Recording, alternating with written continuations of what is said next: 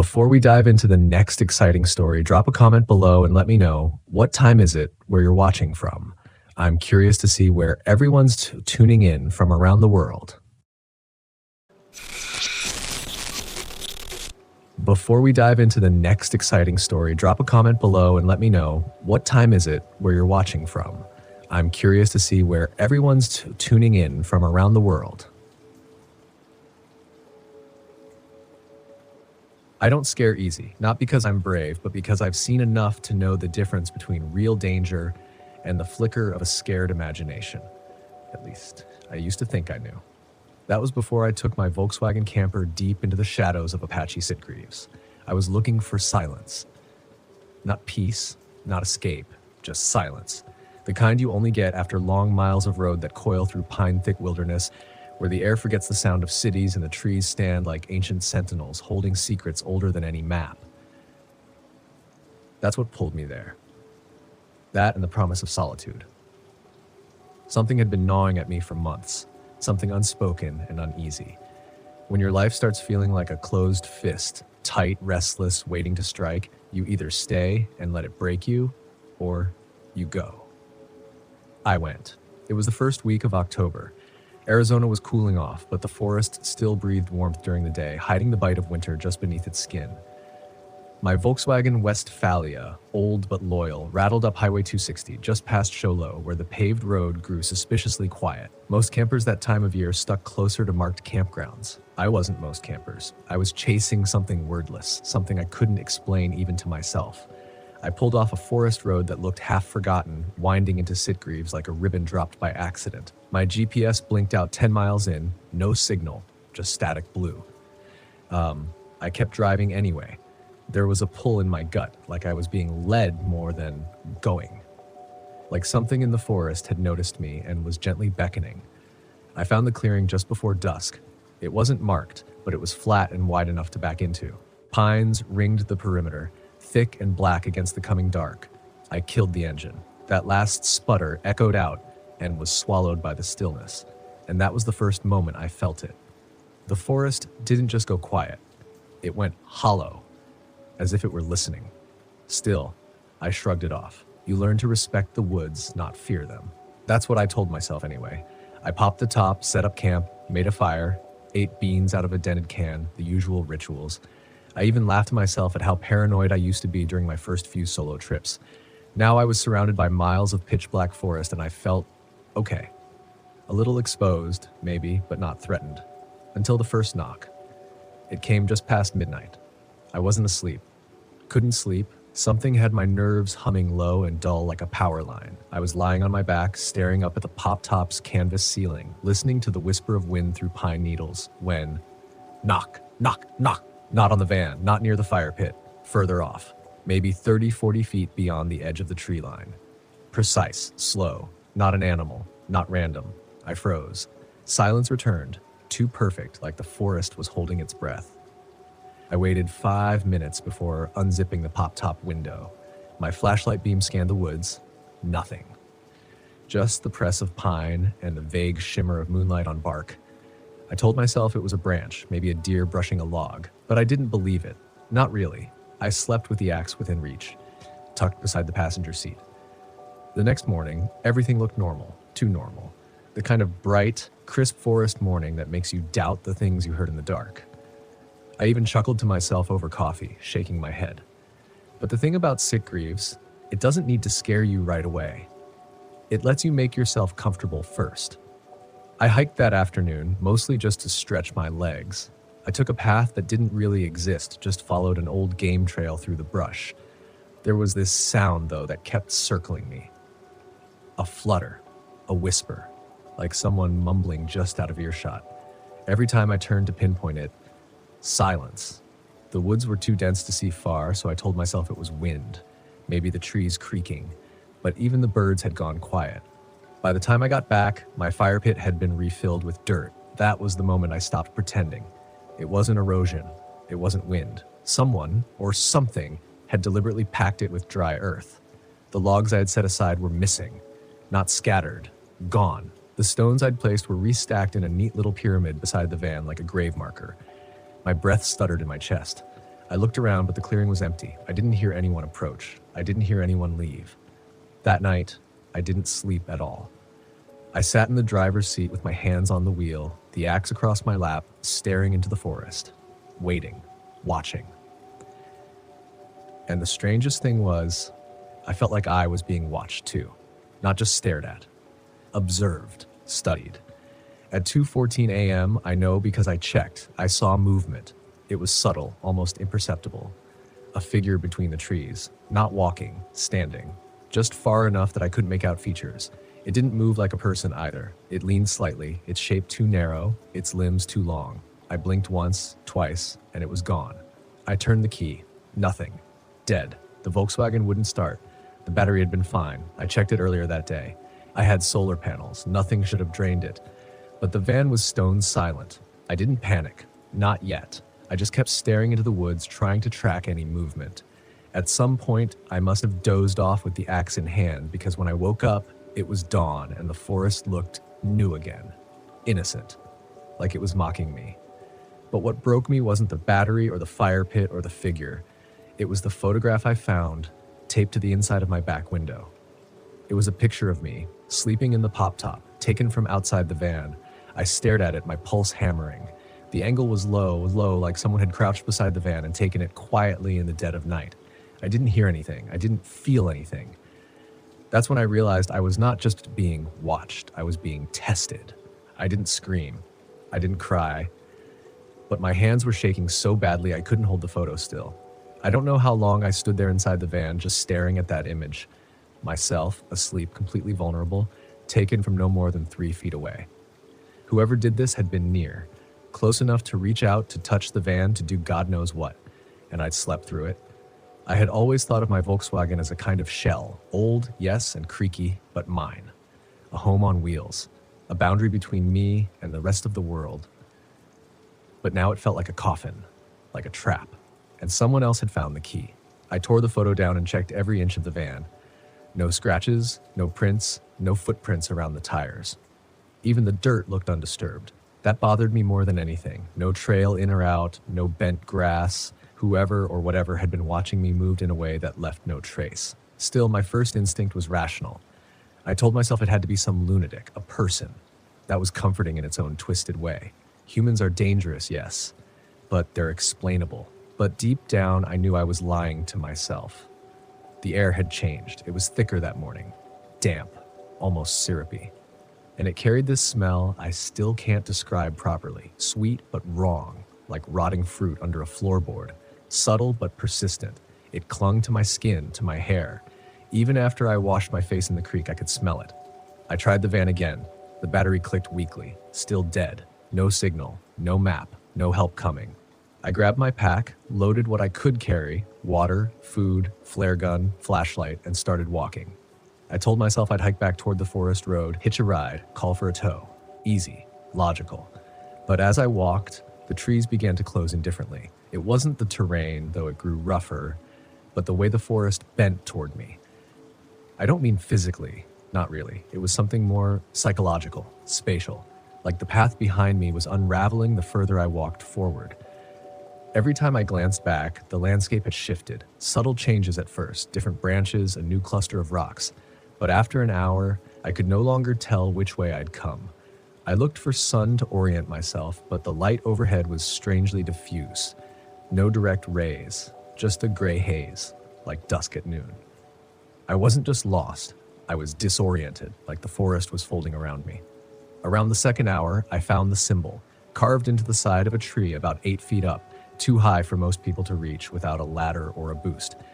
It was circular, almost like an eye, but inside it was something jagged, like fangs or claws. It was fresh.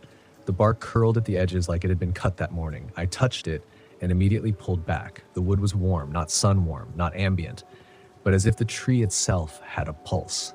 That's when I heard the whisper again. Closer now, just behind me. Not words, not exactly, but rhythmic. A sound like breath dragging through wet leaves. Long, inhale, pause, exhale, but louder than breath should be.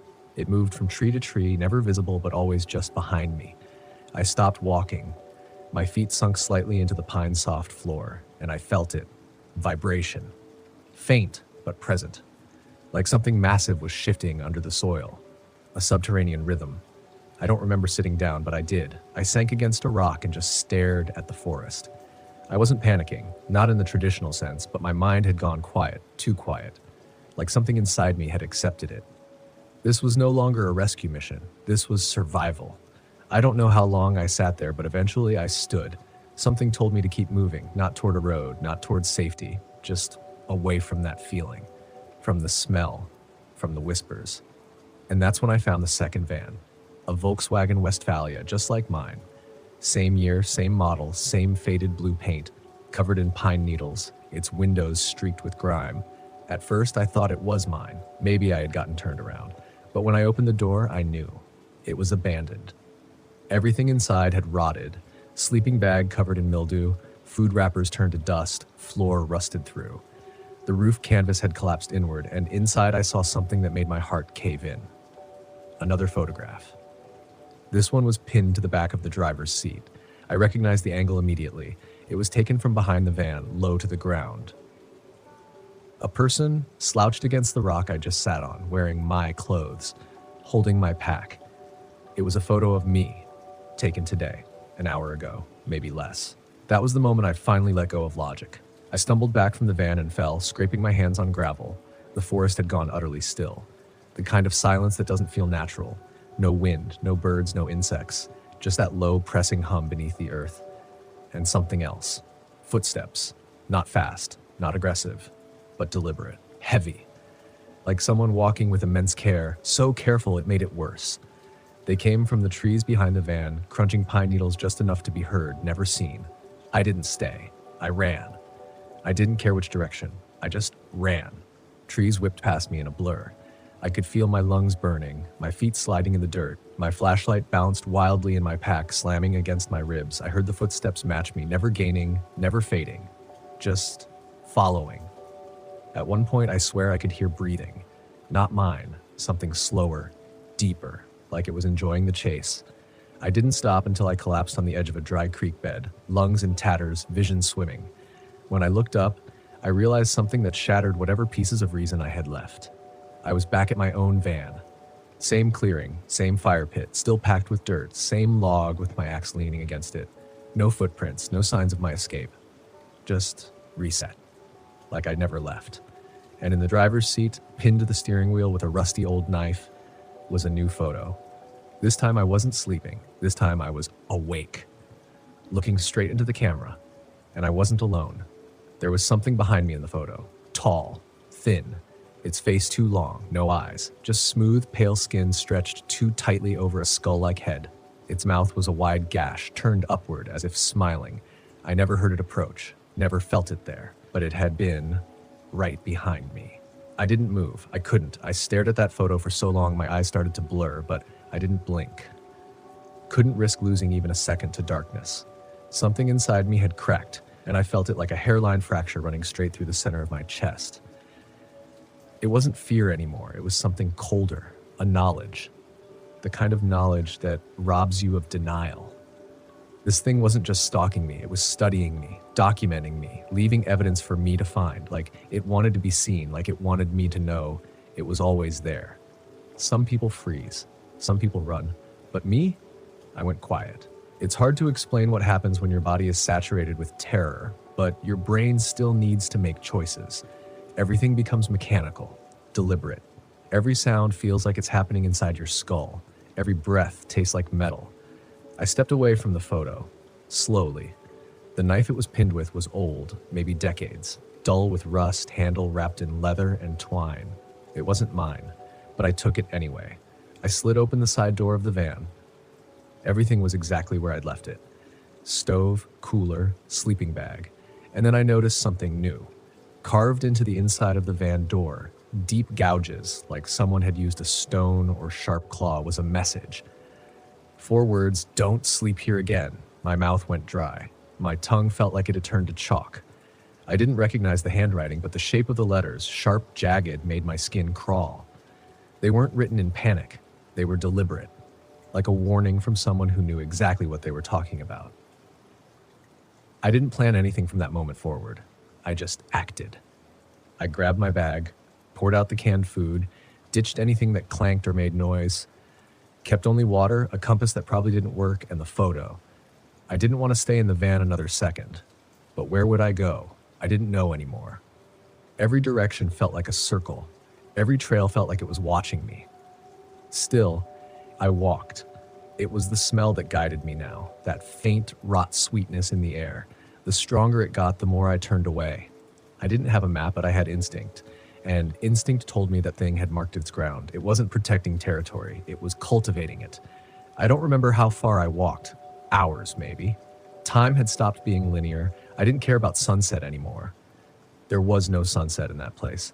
Just a permanent lead-colored light. Heavy and thick. The woods looked like they'd been dipped in ash. At some point, I reached an old fire watch tower. It loomed out of the trees like a skeleton. Rusted stairs spiraling up into a boxy cabin 20 feet above ground. The wood groaned in the wind. Moss crawled up the stilts like veins. I hesitated. Every nerve in my body told me to keep moving. But another voice, deeper and almost forgotten, told me, height is safety. From a tower, you can see, you can watch, you can rest. I climbed. The stairs creaked under my weight. Once at the top, I found the cabin door unlocked. Inside, it smelled of dust and decay, but not of that smell. No rot fruit, no breath behind the trees, just old paper, rust, dead spiders. I locked the door, barricaded it with a metal file cabinet, took out my flashlight, sat on the floor. I didn't sleep, couldn't, but I listened. All night. At first, there was nothing, just the wind through broken slats, the occasional creak of the beams, but around midnight, the air shifted, that subtle shift of pressure you feel before a thunderstorm. Only there was no rain, no thunder, just silence. And then, knocking. Not at the tower, not on the door, but beneath me. 3 slow knocks on the metal supports that held the cabin in the air, spaced far apart, too far for a person, too heavy, like something enormous was dragging itself under the structure and tapping deliberately on the beams. Knock. Silence. Knock. Breath. Knock. I didn't move. I held my breath until I thought my lungs would burst. Then, without warning, I heard the whisper. This time, clear. Just 4 words. The same 4 that were carved in my van. Only this time they weren't written, they were spoken. A voice just outside the window, just low enough to sound like my own thoughts. Just close enough that I knew it wasn't imagined. Don't sleep here again, I screamed. It wasn't a choice, it just tore out of me. A raw, hoarse, helpless sound that cracked something open in my chest. My flashlight flickered, then died. The knock came again, louder, so loud the entire cabin shook. I grabbed the knife, useless but comforting. And then silence, nothing, not even wind, like the world had been put on mute. I sat in the corner of that cabin for hours, clutching a blade that couldn't protect me from whatever had followed me into the sky. At dawn, or what passed for it, I opened the door. The forest was the same, but something in me had changed. I was done running. I was getting out. I climbed down the tower and started walking. No compass, no phone, just instinct. I didn't care if I starved. I didn't care if I got lost again. I would not spend one more night in Apache Sitgreaves. And somehow, don't ask me how, I stumbled onto the forest road. An old trail crew truck rolled by 2 hours later. They picked me up without question. I must have looked like a corpse. Blood on my hands.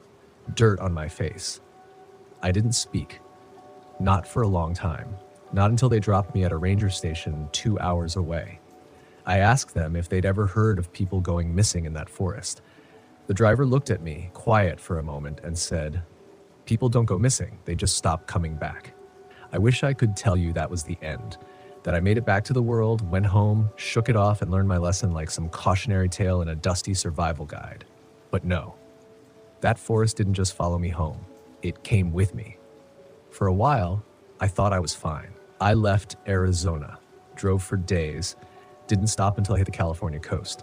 I parked my Volkswagen along the cliffs near Big Sur, where the air smelled like salt and eucalyptus, and the ocean was always roaring loud enough to drown out memory.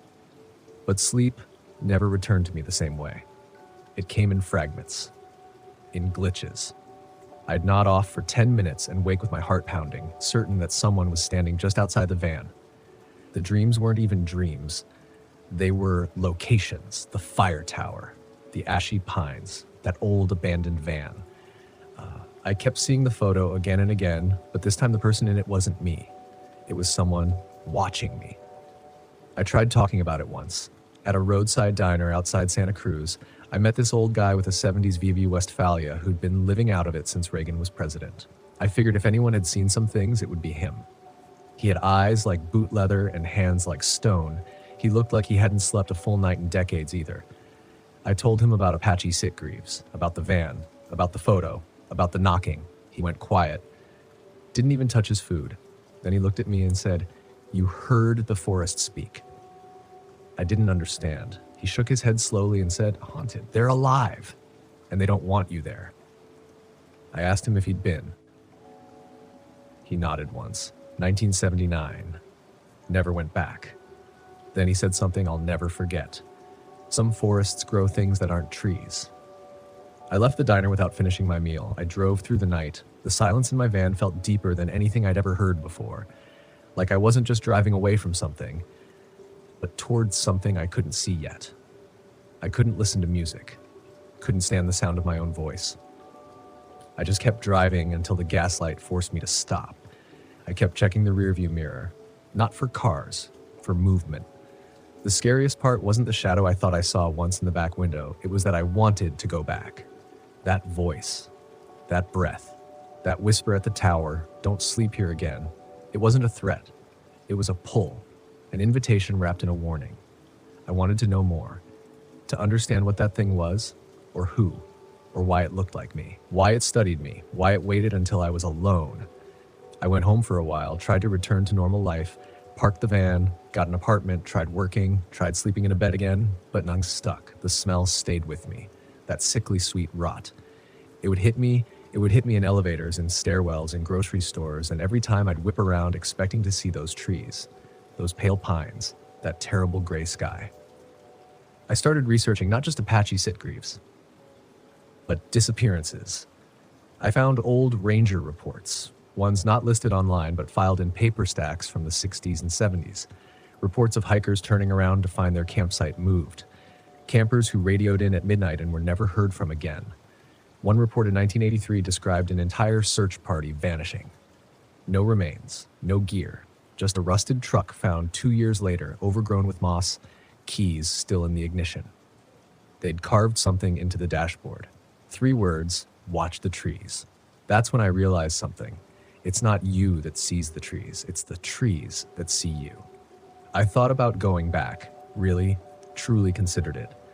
I wanted to leave a recorder in the tower, a trail cam, something to prove I wasn't crazy.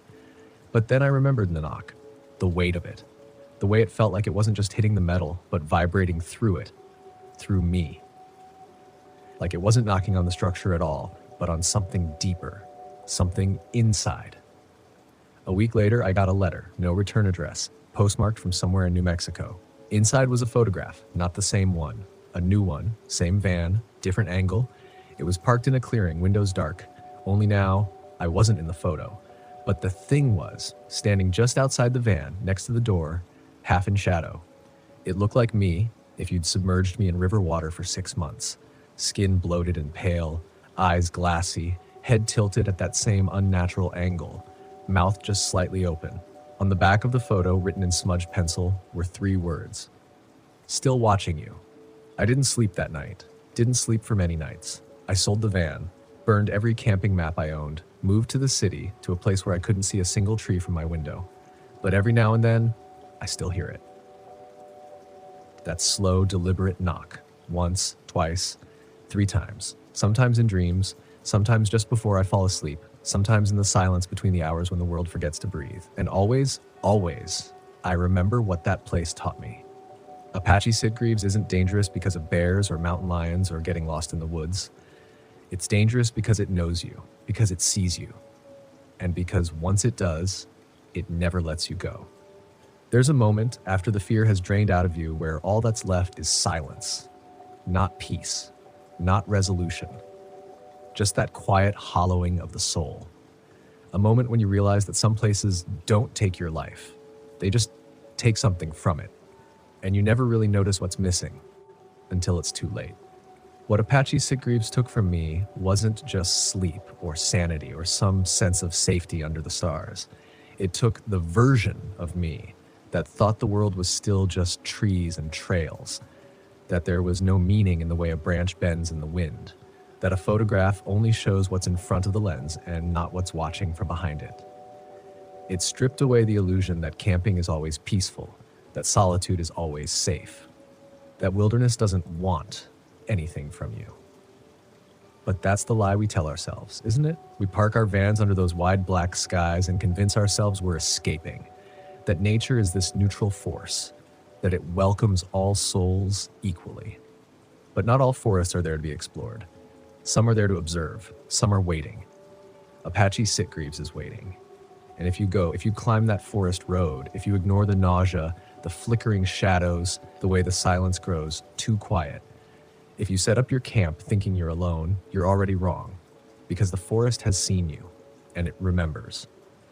I sometimes wonder about the other people who went missing there, the ones in the ranger reports, the silent campers whose vans were found empty years later. I wonder if they saw what I saw, if they heard the knock, if they stood in that fire tower unable to breathe, watching a version of themselves emerge from the dark. And I wonder, did they make it out? Or are they still there, wandering among the pines, caught in that thin veil between what's natural and what pretends to be? Because there are things in that forest that look like us. They walk like us. They wait like us. But they aren't us. They never were. If you're thinking about camping there, if you're itching for the solitude of a wild Arizona trail, a van parked under a sky full of stars, just remember this. The silence out there isn't empty. It's listening. And when the wind dies and the stars blink out and the only sound left is your heartbeat thudding in your chest, don't tell yourself it's nothing. Don't say it's your imagination. Because if you hear that knock, slow, deliberate, impossibly loud, that's not someone asking to come in. That's the forest letting you know. It already has. The road into the Anderandax was long, winding, and empty, just how I liked it. After a few hours of driving, I pulled the RV off the narrow trail and into a small clearing by the lake. The pines stretched high and thick around me, their dark green needles blending into the overcast sky. This was exactly what I needed, complete isolation. No people, no noise, just the quiet of the forest and the sound of my own thoughts. I parked the RV, turned off the engine, and stepped outside. The air was cool, crisp with the faint smell of pine and damp earth. The only sound was the occasional rustling of leaves in the breeze and the distant ripple of water. Perfect. This place would give me the quiet I craved, a chance to think without the distractions of civilian life. Ever since leaving the military, I'd been chasing peace, and this felt like it could be the spot where I'd finally find it. I grabbed my gear and went about setting up camp. It didn't take long. I'd done this enough times to know the routine. Gather firewood, get a small fire going, and make sure the RV was ready for a night out in the wilderness. As I made my way through the trees, something caught my eye. On one of the nearby trunks, there was a strange marking, a crude carving of a figure, long and thin, etched into the bark. I frowned, running my fingers over it. Just a kid's prank, I figured, probably a bored hiker from weeks ago. But as I moved through the forest gathering wood, I found more of them. Carved figures on the trees, all tall and slender, stretching higher than any human could reach. It was strange, but I wasn't here to think about strange things. I was here to forget. By the time the sun set, the fire was crackling softly, casting flickering light across the clearing. I settled in next to the warmth, staring out at the darkening forest. There was a peace in the solitude, something comforting about being alone with the sounds of the wilderness. But as the night wore on, I started to notice something. The forest was too quiet.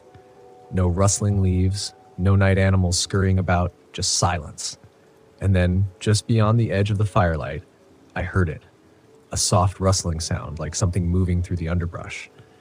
I sat up, scanning the darkness with my flashlight. Nothing. The beam of light cut through the trees, but there was no movement, no sign of anything unusual. I shook my head. "You're just on edge," I muttered to myself, trying to dismiss the tension building in my chest. The wilderness could play tricks on you if you let it. I knew that better than most. I was here to clear my head, not to let it run wild.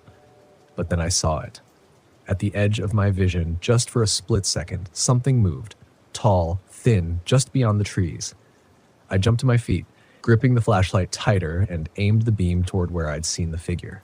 But there was nothing, only the dark outline of the pines swaying slightly in the wind. I stood there, heart pounding in my chest, every muscle tense, waiting for something to step out of the shadows. But after a long moment, the rustling stopped, the trees swayed, and the forest fell back into its unsettling quiet. I forced myself to sit back down, staring into the fire, trying to shake off the feeling that someone or something was watching me. The next morning, I woke early, determined to shake off the nerves from the night before. I grabbed my gear and decided to hike deeper into the woods. Maybe if I put some distance between myself and the campsite, I could clear my head. The trail was faint, barely more than a thin path, winding through the trees.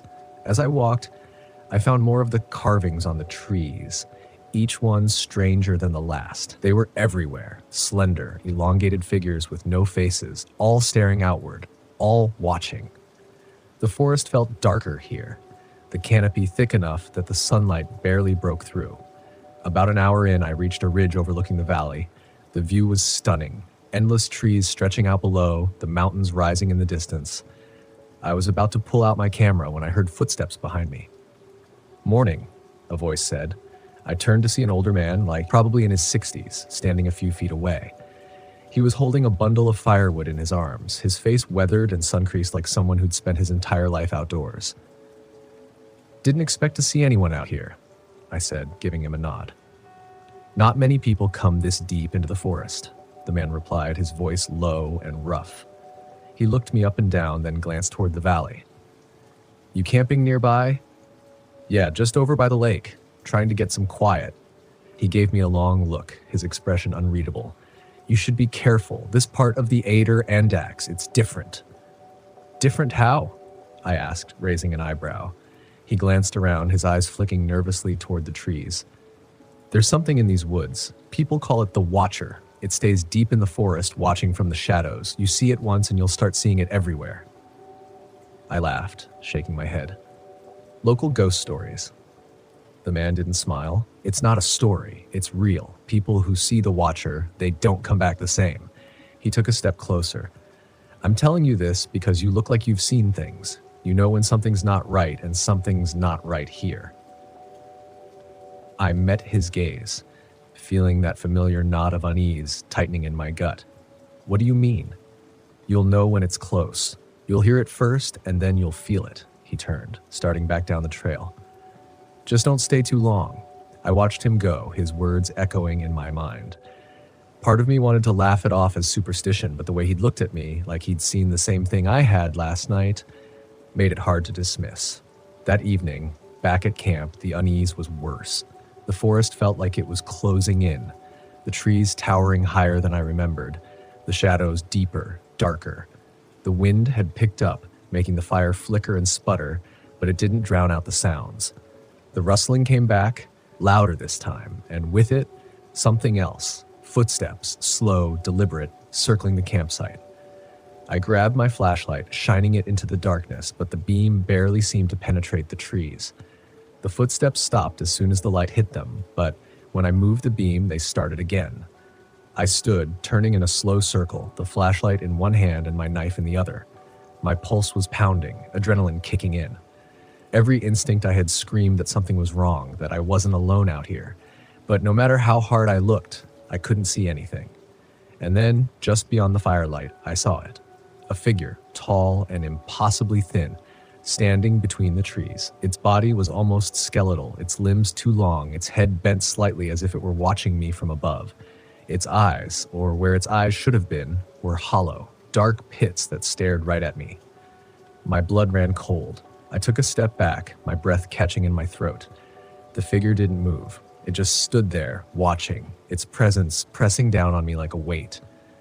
"Who are you?" I called out, my voice shaking despite myself. The figure didn't respond. It stayed still, silent, its form almost blending into the shadows. I raised my knife, backing toward the RV. The figure remained at the edge of the light, watching, waiting. I reached the door, yanked it open, and stumbled inside, slamming it shut behind me. For hours, I sat by the window, knife in hand, waiting for the figure to move. But it never did. It just stood there, barely visible in the darkness, its hollow eyes fixed on the RV. At dawn, the figure was gone, but the carvings had multiplied, dozens of them surrounding the campsite. The same tall, thin figures etched into the trees like a silent army. I didn't waste time. I packed up everything, threw it into the RV, and started the engine. As I drove away, the carvings seemed to watch me, following me down the narrow trail, their hollow eyes staring. I didn't stop until I was miles away from the Ader, the forest shrinking in the rearview mirror. But even as the trees thinned and the road stretched out in front of me, I couldn't shake the feeling that the Watcher was still out there, somewhere in those woods. It was still watching, and maybe it always would be. In 2008, I'd been working as a park ranger in Wrangell St. Elias National Park, Alaska, for about 8 years. It wasn't a glamorous job, but I liked it because no one bothered me out here. No traffic jams, no emails flooding my inbox, and no office small talk about the weather.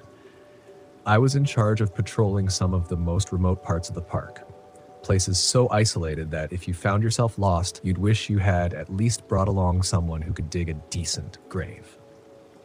My name's Jason Shaw. I was raised in Tennessee. Nowhere fancy, just a regular town where people got up early, worked all day, and went home to eat microwave dinners. I never really had much of a family. My mom died when I was a kid, and my dad was one of those men who thought hugs and words of encouragement were soft people. So I grew up tough, but not by choice. Maybe that's why I ended up out here, because being surrounded by trees and mountains felt less complicated than being around other people. Plus, Alaska's wildlife was the only company that didn't make me want to punch something. That day, I was heading out to check an old ranger cabin deep in the forest. It was part of my routine, a hike that took me nearly 3 hours each way. These cabins weren't used much anymore, but we kept them stocked and ready just in case some hikers got lost or a blizzard hit unexpectedly. I'd heard some local chatter about strange sightings out this way, but honestly, Alaska is filled with weird stuff. People come up here, get lost in their own heads, and start thinking the moose are watching them or that the northern lights are spelling out secret messages. You get used to it. I wasn't expecting any real trouble, just a long hike and maybe some scattered snowfall by dusk. The forest was dense, the kind of place where even your own footsteps sound foreign after a while. There was this cold silence out there that made you feel like the trees were holding their breath. It's a feeling that gnaws at you, like you're not alone, even though you are. By the time I reached the cabin, I was regretting not bringing a flask. The place looked about as welcoming as an abandoned crypt half buried in snow, with its wooden door hanging crooked like someone had been in a hurry to get out. The windows were frosted over, but I could see the faint shapes of the furniture inside, untouched and still. The air around it felt heavier, like the trees themselves were leaning in, curious. As I stepped inside, I noticed the firewood pile had been knocked over, and the faint smell of something I couldn't place lingered in the air, like damp fur or something else. Something metallic, maybe. Some hikers had probably stayed the night and left in a rush. It wasn't unusual, especially if they'd spotted a bear or one of Alaska's more intimidating residents. I was about to radio in when I saw it. Blood. Not a lot, just a few droplets, but it was fresh, stark against the dirty wooden floor. My mind immediately went to the usual suspects. Injured wildlife, maybe even a hunter who got too close to his own game. But something didn't sit right with me about the scene. It wasn't the amount of blood. It was the placement. The way the drops seemed to form a trail leading deeper into the woods. Great, I thought. Another lost hiker. Probably spooked by a wolf or a wolverine. I grabbed my flashlight and started following the blood trail, every instinct in me telling me this was a bad idea. But hey, I wasn't going to leave someone out there to freeze or bleed out. Alaskan winters don't care how tough you think you are. They'll take you out without a second thought. The trail led deeper into the woods, winding between thick pines and jagged rocks. That's when I began to notice the tracks. They were odd, partially human, but distorted. It looked like whoever had made them had been dragging something, or limping. No, more like staggering, and there were claw marks too, long and uneven, like something with large talons had swiped at the ground. My stomach dropped as I crouched down to get a closer look. I'm no stranger to strange prints, but these were something else. The size was wrong, too big for a wolf and too narrow for a bear. I stood up, my breath hanging in the cold air, and suddenly I felt it. That deep, gut-wrenching realization that whatever made these tracks wasn't something I could explain with the usual suspects. I kept moving, slowly now, my senses on high alert. The woods around me felt wrong. The air was still, no sound of birds, no crunch of snow underfoot from wildlife, just silence. I'd heard people talk about how quiet things get when predators are around, but this felt different, like the forest itself was waiting. Then I saw it. Or rather, I saw them. 3 bodies, half buried in snow, just past a small clearing. They were fresh, too fresh. I could tell by the way the blood was still soaking into the snow. All 3 were missing limbs, their faces contorted in terror, eyes wide open like they'd seen something worse than death itself. One of them looked like a hunter. He had on the kind of gear you'd expect from someone experienced out here. But experience didn't help him. My heart was pounding now. Not out of fear, out of sheer adrenaline. I took a step forward, and that's when I heard it. The sound of something heavy, something large, moving through the trees behind me. I didn't turn around immediately, mostly because I figured I'd regret it if I did. When I finally did look, I wished I hadn't. It stood maybe 20 yards away, partially hidden by the trees. Tall, easily over 8 feet, with hunched shoulders and thick, matted fur. Its limbs were long. Too long. Like a grizzly bear that had spent too much time in a blender. But the head was the worst part. Elongated. Almost canine. But twisted, like nature had tried to make a wolf and then gave up halfway through. Its mouth hung open, drooling, exposing a row of jagged teeth that looked more like broken glass than anything natural. And then it moved. Not quickly, but with purpose. Lumbering through the snow like it didn't care that I was standing there, armed with nothing more than a radio and a flashlight. I wasn't a hero, I didn't try to take it on. Instead, I backed up slowly, keeping my eyes on it as it stalked toward me. My mind raced with every bad decision I'd ever made, and for a split second I wondered if this was just a bad hallucination. Maybe I'd wandered into some leftover military testing zone and was about to become a statistic. But the smell, God, that smell. It hit me like a punch to the face. Decay, rot, and something else. Something unnatural, like sulfur mixed with blood. My legs finally kicked into gear and I turned, running like hell through the woods, not caring which direction I was heading. The creature didn't make a sound as it followed, just the dull thud of its massive body moving through the snow.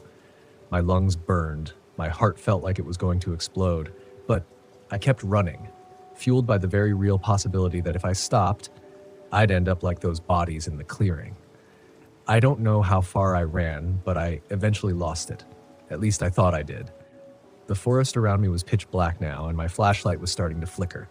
The radio crackled uselessly in my hand. I stopped to catch my breath, leaning against a tree, trying to make sense of what the hell had just happened.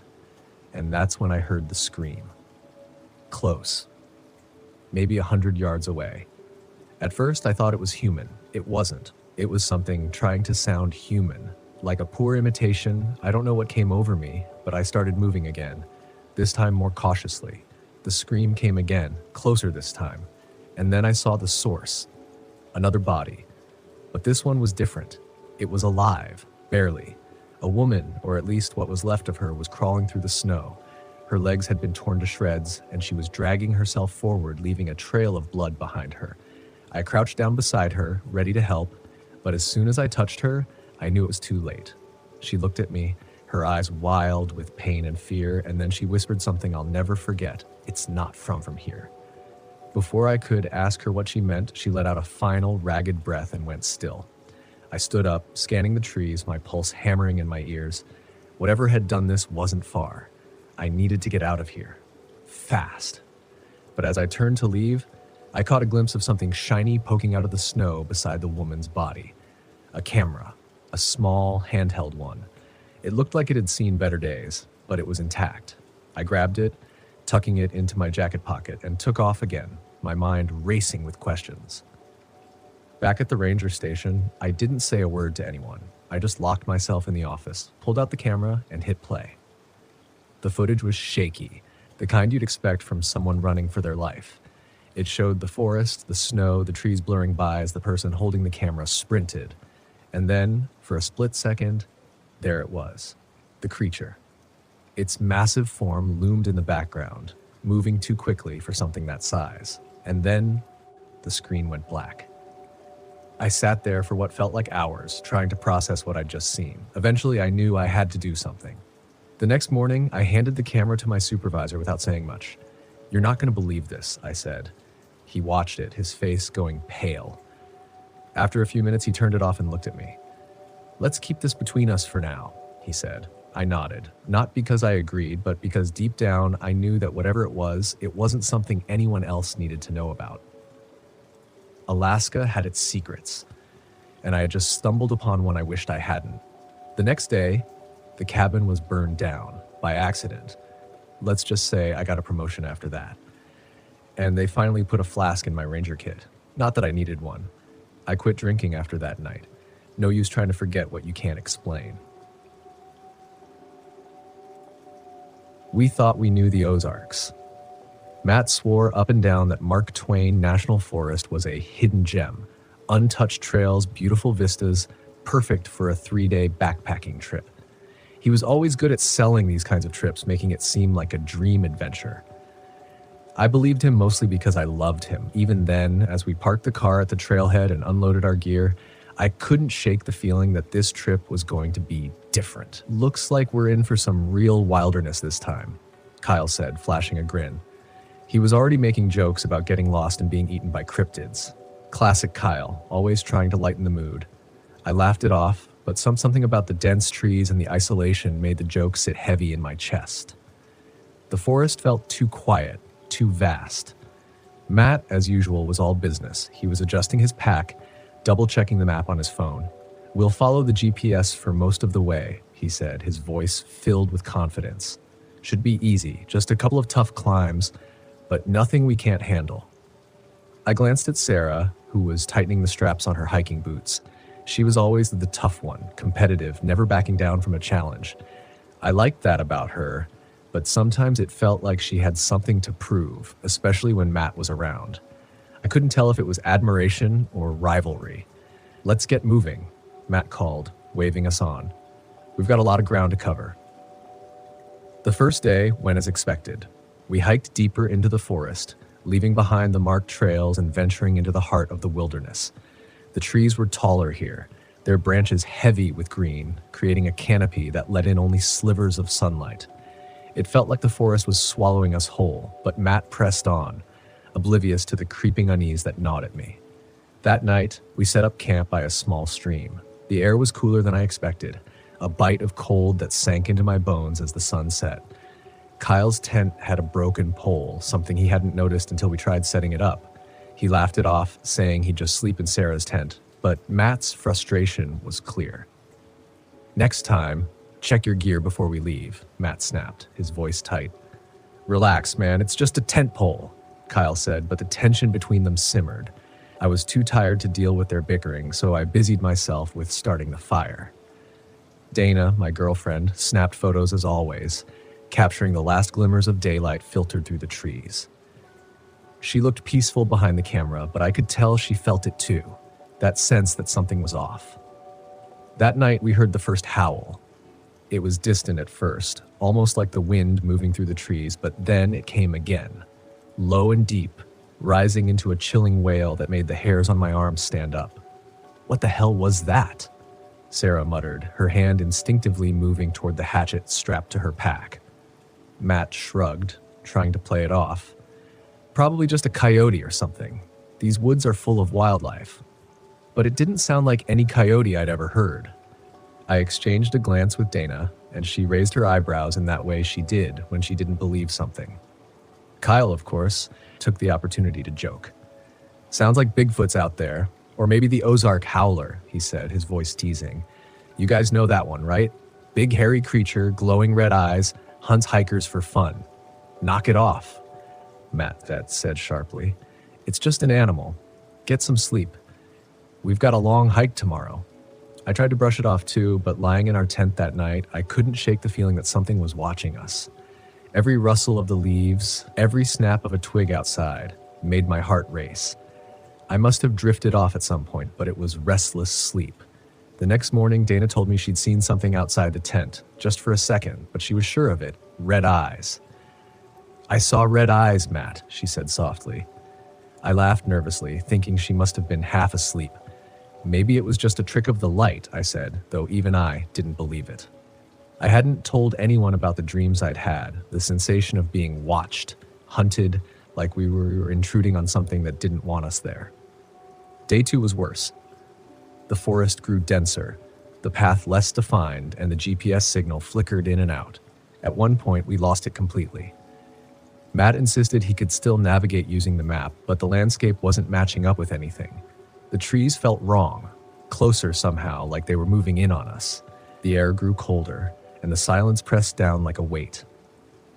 We're lost, Sarah said flatly, glaring at Matt. We're not lost, he snapped back. I know where we are. But he didn't. None of us did. That night, we found claw marks on the trees, deep gouges, like something had raked through the bark with claws far larger than any animal should have. Dana's hands trembled as she took pictures, but Matt dismissed it. Could be a bear, he said, though the unease in his voice was obvious. That's not a bear, Kyle muttered, his earlier joking tone gone. He stared at the claw marks, his face pale. This is messed up, man. Maybe we should turn back. We're not turning back, Matt said, his voice rising. We've come this far. We stick to the plan. The argument that followed was inevitable. Sarah sided with Kyle, saying we were unprepared and it wasn't worth the risk. Dana stayed quiet, but I could see the fear in her eyes. Matt, stubborn as ever, refused to admit we were in over our heads. We set up camp again that night, and the howling returned. This time it was closer, louder, the sound reverberating through the trees like something was circling us. I barely slept, and when I did, I dreamt of those red eyes watching us from the darkness. In the morning, we found more signs. Animal carcasses torn apart, strewn across the ground. Deer, mostly, their bodies mangled in ways that didn't make sense. No predator would kill like that, not for food. It was like something had ripped them apart for fun. Kyle was the first to voice what we were all thinking. It's the howler, man, I'm telling you. This place is messed up. Matt, as always, refused to believe it. It's just a predator. Wolves, maybe. There are no wolves in the Ozarks, Sarah said, her voice shaking. Not anymore. We kept moving, but the howls followed us, louder, closer. By late afternoon, we knew we weren't alone. We were being hunted. It was just before dusk when we saw it. We stopped to rest, setting our packs down near a small clearing. That's when Dana froze, her camera slipping from her hands. Matt, she whispered, behind you. I turned just in time to see it step out of the trees, hulking, shadowy, with glowing red eyes that burned through the dim light. Its body was massive, covered in thick dark fur, but its shape was wrong, twisted, like something caught between animal and something more. The howl that followed was like nothing I'd ever heard, a deep, guttural sound that shook me to my core. It didn't charge, it didn't attack. It just stood there, watching, as if daring us to move. We didn't. What the hell is that? Kyle's voice was barely a whisper, his face drained of color. It's not real, Matt muttered, but his voice lacked conviction. Dana grabbed my arm, her fingers digging into my skin. We have to go, she said, her voice trembling now. The creature tilted its head, almost curious, its red eyes glowing brighter. Then, with one last bone-chilling howl, it slipped back into the trees. We didn't wait to see if it would return. We packed up in record time and started moving fast. Too fast. The light was fading, and we were stumbling over roots and rocks, our breath coming in short, panicked gasps. That night, we didn't set up camp. We just kept walking, desperate to put distance between us and whatever that thing was. The howls continued, closer, always closer. When dawn finally broke, we stumbled upon an old ranger's cabin. Its roof caved in, the windows shattered. It wasn't much, but it was shelter. We collapsed inside, too exhausted to keep going. For the first time in hours, the howling stopped. Matt stared at the floor, his face pale, his hands shaking. It's not real, he whispered over and over again, like a broken record. But we knew better. We had heard it, seen it, the Ozark Howler was real, and it had let us live, for now. As we sat in that ruined cabin, the forest watching, waiting, I realized we hadn't escaped. Not really. The howler was still out there, somewhere in the shadows, and it was only a matter of time before it came back. My name is Hadrian Allen, and back in 2020, I had an unforgettable experience in the remote reaches of Denali National Park, Alaska. As an ecologist with a penchant for adventure, I thought spending a summer studying alpine flora would be both fulfilling and, dare I say, a walk in the park. Literally. I had always been fascinated by the rugged beauty of Alaska.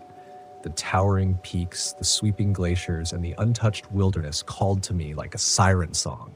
When the opportunity arose to join a small research team studying plant life above the tree line, I jumped at the chance, faster than a cheetah on energy drinks. Our team consisted of 4 members: Dr. Elena Vasquez, a seasoned botanist with a sharp wit; Alex Kim, a graduate student who could find humor in the driest of lands; Sarah Oley, a wildlife photographer whose lens captured more than just images; and me, the guy who thought bear spray was an acceptable substitute for cologne. We set up our base camp miles away from any semblance of civilization. The idea was to immerse ourselves completely, to live and breathe the environment we were studying, or, as Alex put it, to become one with the moss. The first few days were idyllic. We cataloged rare plants, marveled at the expanse of landscapes, and even had a friendly competition to see who could make the best dehydrated meal. Spoiler alert, they all tasted like cardboard, but at least mine had a hint of oregano. One evening, as we sat around the campfire swapping stories, Sarah mentioned she'd spotted unusual tracks earlier that day. They were huge, like if a grizzly decided to moonlight as Bigfoot, she joked. We all chuckled, but Dr. Vasquez seemed intrigued. Maybe it's a new species, she mused. Alex raised an eyebrow. Yeah, and maybe the squirrels are plotting to steal our trail mix. The next morning, curiosity got the better of us. We decided to follow the tracks, partly out of scientific interest and partly because, well, who doesn't love a good mystery? The footprints led us deeper into the wilderness, an area not marked on any of our maps. The further we went, the more the forest seemed to close in around us. The trees stood taller, their branches intertwining like the fingers of giants. It was as if we had stepped into another world, one where we were decidedly unwelcome. Anyone else getting the feeling we're being watched? I quipped, trying to lighten the mood. Sarah nodded, her camera clicking away. If we are, I hope it's my good side. We stumbled upon a clearing where the tracks abruptly ended. In the center stood the massive carcass of a moose, or at least what was left of it. The body was torn apart, limbs scattered, and the ground soaked with blood. It was a gruesome sight, enough to make a butcher turn vegan. Dr. Vasquez approached cautiously, her professional demeanor masking any revulsion. These injuries aren't consistent with any known predator in the area, she observed. Unless the wolves have started using chainsaws, Alex muttered under his breath. As we examined the scene, a foul stench filled the air, a mix of decay and something indescribably foul. It was so thick you could practically spread it on toast. Not that you'd want to. Suddenly, a rustling noise echoed from the tree line. We all froze. Probably just the wind, I offered, though the quiver in my voice betrayed me. The rustling grew louder, more deliberate. Whatever was making that sound was big, and it was getting closer. Maybe we should head back, Sarah suggested, her eyes darting around nervously. Dr. Vasquez nodded. Agreed. We've seen enough for today. We retraced our steps, but the forest seemed different now. Darker, more oppressive. The path we had taken had somehow vanished, and the GPS was nothing more than a glorified paperweight without signal. Fantastic, Alex grumbled. Lost in the Alaskan wilderness with a mystery creature. Just what I signed up for. As we pressed on, the feeling of being watched intensified. As every snap of a twig, every rustle of leaves had us on edge. I tried to crack a joke, something about us starring in our own reality show, Survivor Denali Edition, but it fell flat. Out of nowhere, a deafening howl shattered the silence. It wasn't like anything we'd ever heard, a deep, primal sound that reverberated through the trees. What in the world was that? Sarah exclaimed, gripping her camera like a lifeline. Before anyone could answer, a massive figure burst through the underbrush. It moved on all fours, but its gait was all wrong, too fluid, too calculated. Covered in coarse fur, it was like a wolf stretched to unnatural proportions, muscles rippling under its matted coat. "Run," Dr. Vasquez shouted, snapping us out of our stupor. We bolted, adrenaline fueling our sprint through the dense forest. Behind us, the creature gave chase, its heavy footfalls echoing like a drumbeat. Alex was the first to falter. He tripped over an exposed root and went down hard. I skidded to a halt, torn between survival instinct and the need to help my friend. Without thinking, I doubled back, grabbing his arm. "Come on, buddy. This isn't the time for a nap." We stumbled forward, but it was too late. The creature was upon us. It swiped at Alex with a clawed hand. No, more like a paw with elongated fingers tipped with razor-sharp claws. The impact sent him crashing into a tree trunk, his body slumping to the ground. "Alex!" I screamed, but there was no response. Blood pooled beneath him, a stark contrast against the mossy earth. Dr. Vasquez pulled me back. "We have to keep moving," she urged, her eyes wide with fear, yet steely with determination. Sarah was ahead of us, frantically searching for any recognizable landmark. We broke through the tree line into another clearing, this one with a sheer drop on the other side, a cliff overlooking a rocky ravine. "Dead end," Sarah whispered, panic creeping into her voice. The creature emerged from the forest, blocking our only escape route. It stood upright now, towering over us. Its face was a grotesque blend of human and animal features, with a snout like a wolf and eyes that gleamed with a predatory intelligence. "Any brilliant ideas?" I asked, my attempt at humor falling flat. Dr. Vasquez glanced at the flare gun attached to her belt. "It's not much, but it's something." She aimed and fired. The flare hit the creature square in the chest, igniting its fur. It let out a screech, a high-pitched wail that sent shivers down my spine. Taking advantage of its momentary distraction, we skirted around it, making a break for the forest. We didn't stop until we reached our camp, collapsing near the tents. "We have to call for help," Dr. Vasquez said between gasps, reaching for the satellite phone. Her hands were shaking. "No signal," she muttered, slamming it down. "Figures," I sighed. "We finally need technology, and it's as useful as a chocolate teapot." A deep snarl emanated from the shadows beyond our campfire's glow. "It's here," Sarah whispered, eyes wide. The creature lunged from the darkness. Targeting Dr. Vasquez, before we could react, it slashed at her, and she fell lifeless to the ground, blood spattering across the tent canvas, a horrifying painting of our grim reality. Acting on pure instinct, I grabbed the nearest object, a cast-iron skillet from our cooking gear. "Time to fry this overgrown mutt," I muttered. Sarah and I positioned ourselves on opposite sides, trying to confuse it. "Hey, ugly! Over here!" I shouted, waving my makeshift weapon. The creature turned its gaze toward me, snarling. Sarah took the opportunity to grab a flare from Dr. Vasquez's fallen gear. She ignited it, the bright light causing the creature to recoil. "Now! Now!" she yelled. Seizing the moment, I swung the skillet with all my might, connecting with the creature's jaw. It stumbled backward, more surprised than hurt. "Guess you're not a fan of home cooking," I quipped. But our victory was short-lived. The creature regained its footing, its eyes now filled with rage. It charged at me, and I braced for impact. Suddenly, a loud crack echoed through the air. The creature stopped mid-stride, a tranquilizer dart protruding from its neck. From the trees emerged a group of people dressed in tactical gear. "Stand down," one of them shouted. The creature swayed before collapsing to the ground. "Who are you?"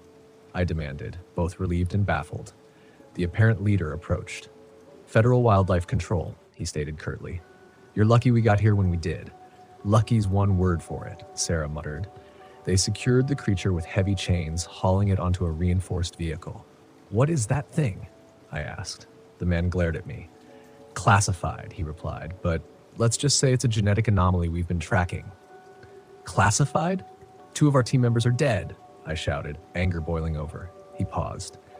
I'm sorry for your loss, but this area was supposed to be off limits. Didn't you receive the notices?"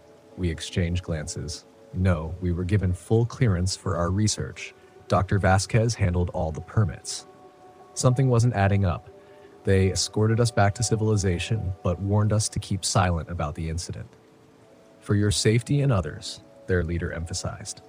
Back home, I couldn't let it go. I started digging, using every connection and resource available, What I found was both astounding and disturbing. Deep in the archives of government experiments, I uncovered references to a project aimed at creating super soldiers by combining human and animal DNA. Cliché perhaps, but the evidence was there. Reports of test subjects escaping into the wild, cover-ups of civilian deaths, and areas quietly quarantined under the guise of wildlife preservation. The creature we encountered wasn't a mythical beast or an undiscovered species. It was a man-made abomination, a testament to humanity's hubris. In the end, the truth was more terrifying than any monster. My name is Idris Scott, I'm 24 years old, and I swear to God, everything I'm about to tell you is real. It happened 2 years ago in the middle of Green Swamp Wilderness Preserve, Florida. I wish I had listened to the warning. It started as a weekend trip, just 4 of us. Me, my old army buddy Travis, my best friend Ryan, and his girlfriend Jessie. Ryan was obsessed with urban legends, always chasing cryptid stories and internet horror nonsense. He had been talking for weeks about La Bruja, a swamp witch that supposedly haunted the backwoods of Florida, stealing souls and driving people insane. I should have told him to shut up and pick a normal vacation spot. We set off in Travis's beat-up RV, a clunky relic that rattled like a tin can every time we hit a pothole. The trip was supposed to be fun, campfires, fishing, and beers under the stars. Just some time away from the city.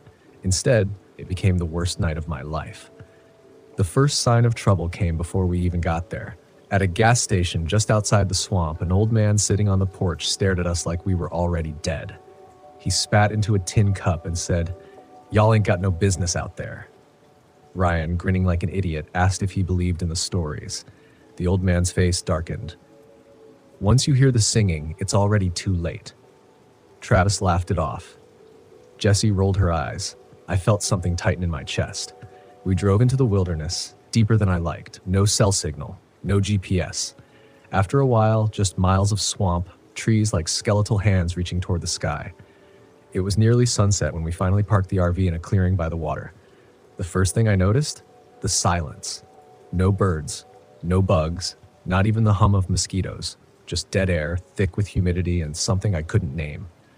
We set up a fire, cooked some canned chili, and cracked open a few beers. The tension eased, even I started to relax. Then, just after midnight, Ryan disappeared. I woke up to Jessie shaking me. "Idris, Scott's gone." The fire was just smoldering embers, casting long shadows on the trees. Travis sat up, groggy, rubbing his face. We found Ryan's boots and clothes, neatly folded on a log near the water. His camera was still there, turned off, no tracks leading away, no sound. Jessie panicked. "We need to look for him now." "Hell no," I said. "We wait until morning. We don't go into the swamp at night." But she wasn't listening. She grabbed a flashlight and stormed off. Travis and I had no choice but to follow. The deeper we went, the more wrong everything felt. The trees started to look the same, like we were walking in circles. My watch said 2:14 a.m., but the moon hadn't moved. Then we heard it, a woman humming. Soft, eerie, like an old lullaby. Travis froze. "That ain't Jessie." The light from Jessie's flashlight flickered in the distance. She screamed. We ran toward her, found her standing in a knee-deep pool of water, shaking. "I saw him." "Ryan?" She nodded. He was standing right there, but his eyes were black, pitch black. He smiled at me. I turned my flashlight on the water. Nothing, just ripples. Travis grabbed my arm. "Idris." I turned. A woman was standing in the trees. She was impossibly tall, skin stretched tight over her bones. Her face was wrong, her mouth too wide, her fingers too long, and her eyes, black pits, empty. She smiled. The flashlight died. Something yanked Travis into the water. He screamed, thrashing as unseen hands pulled him under. I lunged, grabbed his arm. Jessie screamed beside me. I pulled hard. Something let go. Travis gasped, coughing up swamp water, but his back was covered in deep claw marks, bleeding through his shirt. We ran. Somehow we made it back to the RV. We barricaded ourselves inside, locked the doors, closed the curtains. Jessie sobbed. Travis groaned in pain. I checked the gashes on his back. They weren't just wounds, they were symbols. Then Ryan knocked on the door. Jessie moved to unlock it, but I grabbed her wrist. "Look at his eyes," I whispered. Through the window, I saw him standing in the moonlight, smiling. Too wide, his black eyes gleaming. "Let me in, guys," he said, his voice layered. His and something else. Jessie broke. "It's him! We have to let him in!" Travis, still weak, just muttered, Don't. I grabbed my knife. Ryan kept knocking, louder, then pounding. I stepped forward, gripping the handle, my heart slamming in my chest. Then, Ryan stopped. Silence. I peeked out the window. Gone. We didn't sleep. Every few minutes I swore I heard whispering outside, soft laughter, scratching on the walls. Around dawn, Jessie had had enough. She grabbed a backpack. I'm going for help. I grabbed her arm. No, you're not. She shook me off. I can't stay in here, Idris. I can't. She ran outside before I could stop her. She screamed. I bolted after her. Nothing. Just her flashlight on the ground. She was gone.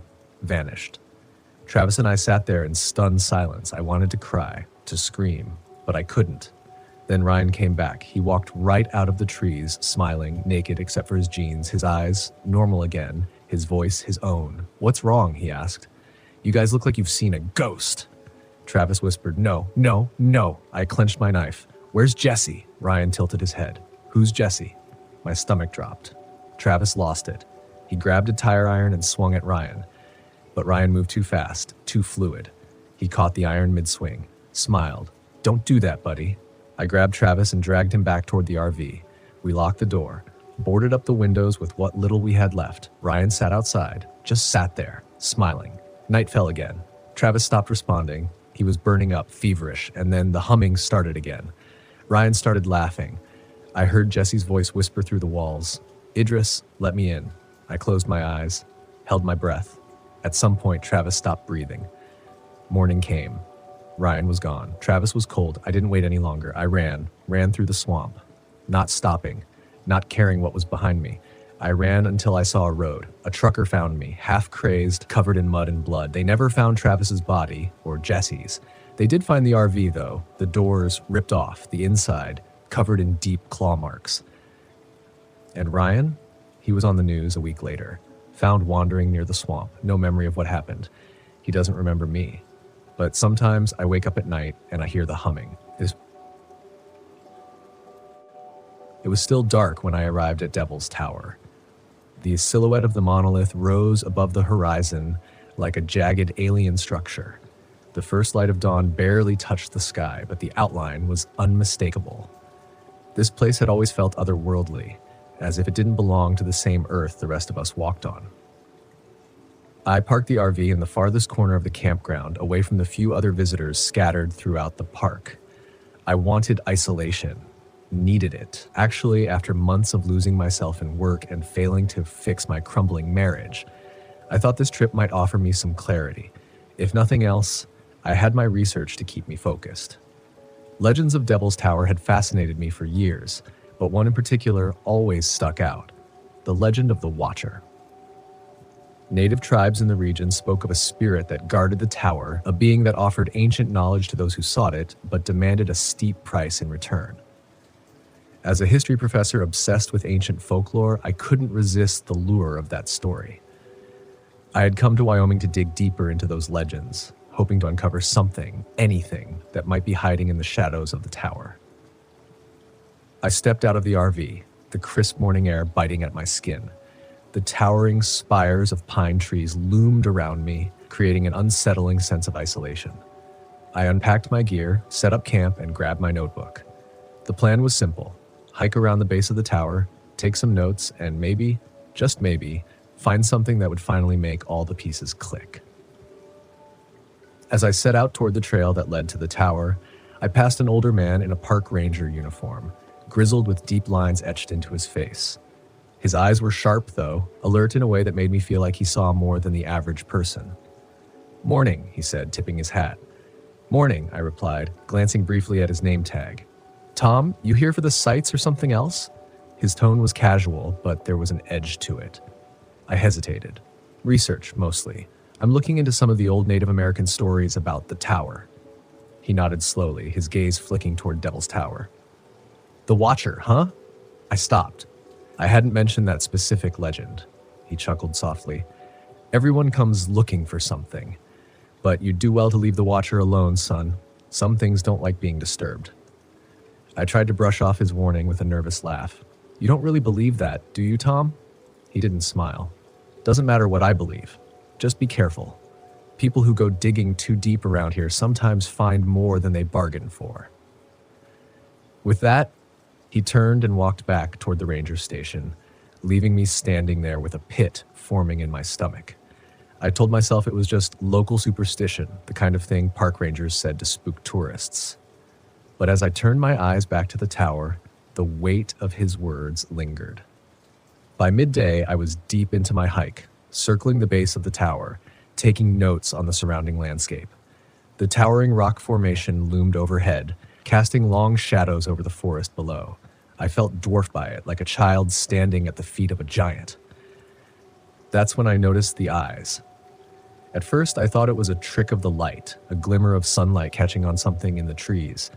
But then I saw them again, faint, glowing orbs between the branches.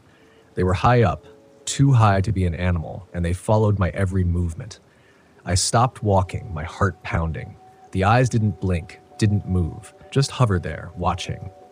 I wanted to dismiss them as some kind of wildlife, but I couldn't shake the feeling that there was something more behind them, something intelligent. Forcing myself to continue, I kept walking, occasionally glancing over my shoulder to see if the eyes were still there. They were always just far enough away to keep me wondering, but close enough that I could feel their presence. When I finally made it back to camp, the unease hadn't left me. I sat by the RV trying to write in my notebook, but my mind kept drifting back to the eyes and the trees the way they'd followed me, never straying too far, but never coming closer either. The sun dipped below the horizon, casting the campground in shadow. The tower loomed in the distance, a dark silhouette against the purple sky. The fire I'd started crackled weakly, the flames flickering as if they too were uncertain about staying here. I tried to convince myself it was nothing. I was a rational man after all, a professor, a skeptic. But as the night wore on, that skepticism started to feel more like denial. The wind rustled through the trees and the fire guttered low. Then, just as the last light of the day faded, I heard it. A whistle. It started softly, almost like the wind, but it was too distinct, too deliberate. A single, drawn-out note that drifted through the trees, like seeming to come from everywhere and nowhere at once. I stood, scanning the darkness. The fire cast faint light around the camp. "Hello?" I called, though I wasn't sure what I expected to hear in return. The whistle came again, sharper this time, closer. I grabbed my flashlight and swung the beam into the trees, but there was nothing. No movement, just the oppressive stillness of the forest. The whistling stopped, leaving behind a silence that felt heavier than before. I sat back down, but sleep didn't come easily that night. Every creak of the RV, every rustle of the trees, made me bolt upright, expecting to see those glowing eyes or hear that eerie whistle again. I told myself it was just my imagination, just nerves from being out here alone. But the uneasy feeling stuck with me, settling deep in my bones. The next day, I set out again, hoping to shake the paranoia that had settled over me. I hadn't gone far when I ran into Julie, a solo traveler I'd briefly noticed the day before. She was standing at the edge of the trail, staring up at Devil's Tower, a strange look on her face. "Beautiful, isn't it?" she said as I approached, though her tone didn't match her words. There was something off about the way she spoke, like her mind was somewhere else entirely. "Yeah," I replied. "I've been hiking around, looking into the old legends. You know about the Watcher?" She turned to me, a slow smile spreading across her face. "The Watcher? You're looking for it?" I nodded, uneasy. "It's just research." Julie's smile widened, but it didn't reach her eyes. "The Watcher doesn't like to be found. You know, it watches, but it doesn't want to be seen." I opened my mouth to respond, but the words stuck in my throat. Something about her was wrong. She seemed too calm, too knowing. The way she stared at me made my skin crawl. Before I could say anything else, she turned and walked back toward her campsite, leaving me standing there, heart pounding for reasons I couldn't explain. That night, the whistling returned, louder this time, persistent. I sat by the fire, gripping my flashlight, eyes darting between the trees. The whistle circled the campsite, moving closer then further away, like it was testing me, toying with me. Then, just beyond the flickering light of the fire, I saw him. A figure, tall and gaunt, standing at the edge of the woods. His face was pale, hollow-eyed, and his mouth was pursed as the tuneless whistle drifted from his lips. My throat tightened. "Who are you?" I asked. The figure didn't answer. He just stood there, whistling that same eerie note. My chest tightened with a sudden surge of panic. I stumbled back toward the RV, tripping over a rock and falling to the ground. When I looked up, he was gone. I scrambled inside, locking the door behind me.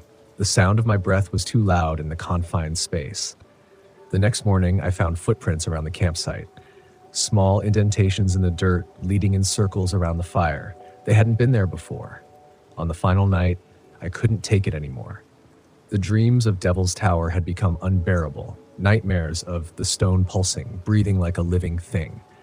I dreamt of eyes, hundreds of them, watching me from the shadows, always watching. I had to go to the tower. I had to see it up close. I grabbed my gear and set out under the cover of darkness, the whistle guiding me, pulling me toward the monolith. The trees seemed to close in around me as I walked, their branches reaching out like skeletal fingers. The stars above twisted and shifted, unfamiliar constellations blinking in and out of existence. As I neared the base of the tower, I saw her again, Julie, standing at the foot of the rock, her face pale and her smile too wide. "The Watcher is waiting," she whispered. "It's always been waiting." The whistle grew louder, piercing through my thoughts, driving me forward. I reached the tower, my hands trembling as I touched the cold stone. And then, out of the shadows, the Watcher appeared.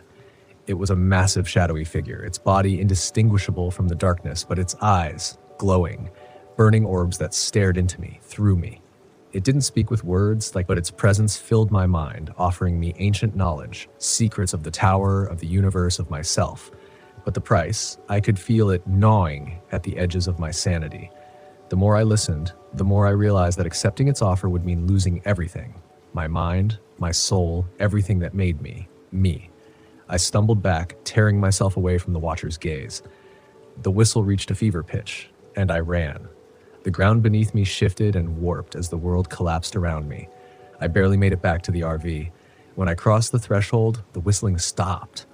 The forest fell silent. I drove away as the first light of dawn touched the sky. The image of the Watcher's eyes burned into my mind. I knew I would never be the same. My name is Jareth Perez, and in 2008, I ventured to Isle Royale in Michigan to escape the bustle of city life. I'd always been the kind of guy who preferred the whisper of the trees over the honking of horns, and this remote island seemed like the perfect getaway. I arrived on a chilly morning, the kind where your breath fogs up like a bad magic trick. The ferry ride over Lake Superior was uneventful, save for an older gentleman who warned me about the island's unpredictable weather. "If you don't like it," he chuckled, "just wait 6 minutes." I laughed it off, thinking I'd heard that joke in every town I'd ever visited. Isle Royale was everything I hoped it would be. Dense forests, crystal clear lakes, and trails that seemed to stretch on forever. I set up camp near Rock Harbor, not far from where the ferry had dropped me off. The plan was simple: hike, take photos, and maybe find some inspiration for the novel I'd been pretending to write for years. You know, the one where the hero saves the world and gets the girl, all while maintaining perfect hair. On my second day, I met a group of hikers, Tom, Lisa, and their teenage son, Max. They were from Chicago and had that Midwestern friendliness that makes you feel like you've known them for years. We exchanged pleasantries, and they invited me to join them for dinner at their campsite. Never one to turn down free food, especially when my options were dwindling packets of instant noodles, I gladly accepted. As we sat around the campfire that evening, roasting marshmallows and swapping stories, Tom shared tales about the island's wildlife. "They say the wolves here are some of the most elusive creatures you'll never see," he said, poking the fire with a stick. "Maybe they're just introverted," I quipped. "Can't blame them for wanting some peace and quiet." Max rolled his eyes. "Dad thinks every rustle in the bushes is a wolf waiting to pounce." "Better safe than sorry," Lisa interjected, smiling warmly. The night sky was a canvas of stars, and for a moment, everything felt perfect. Little did I know that would be the last time things felt normal. The next morning, we decided to hike together to Mount Ojibwe, one of the island's higher points, promising breathtaking views. As we trekked through the forest, conversations flowed easily. Max complained about not having cell service. Tom told another one of his infamous dad jokes. "Why don't oysters donate to charity? Because they're shellfish." and Lisa kept us all in line with her motherly charm. About halfway up, we stumbled upon an old, abandoned ranger station. It looked like it hadn't seen maintenance since flip phones were cutting-edge technology. Curious, we decided to take a look inside. The door creaked ominously. Classic horror movie stuff, I know.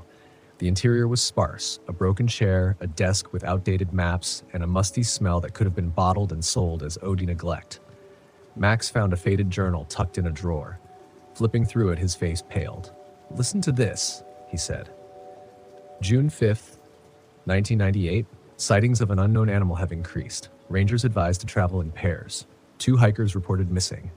Probably just old campfire stories, I suggested, trying to lighten the mood. Or maybe the previous ranger had an overactive imagination. Tom shrugged.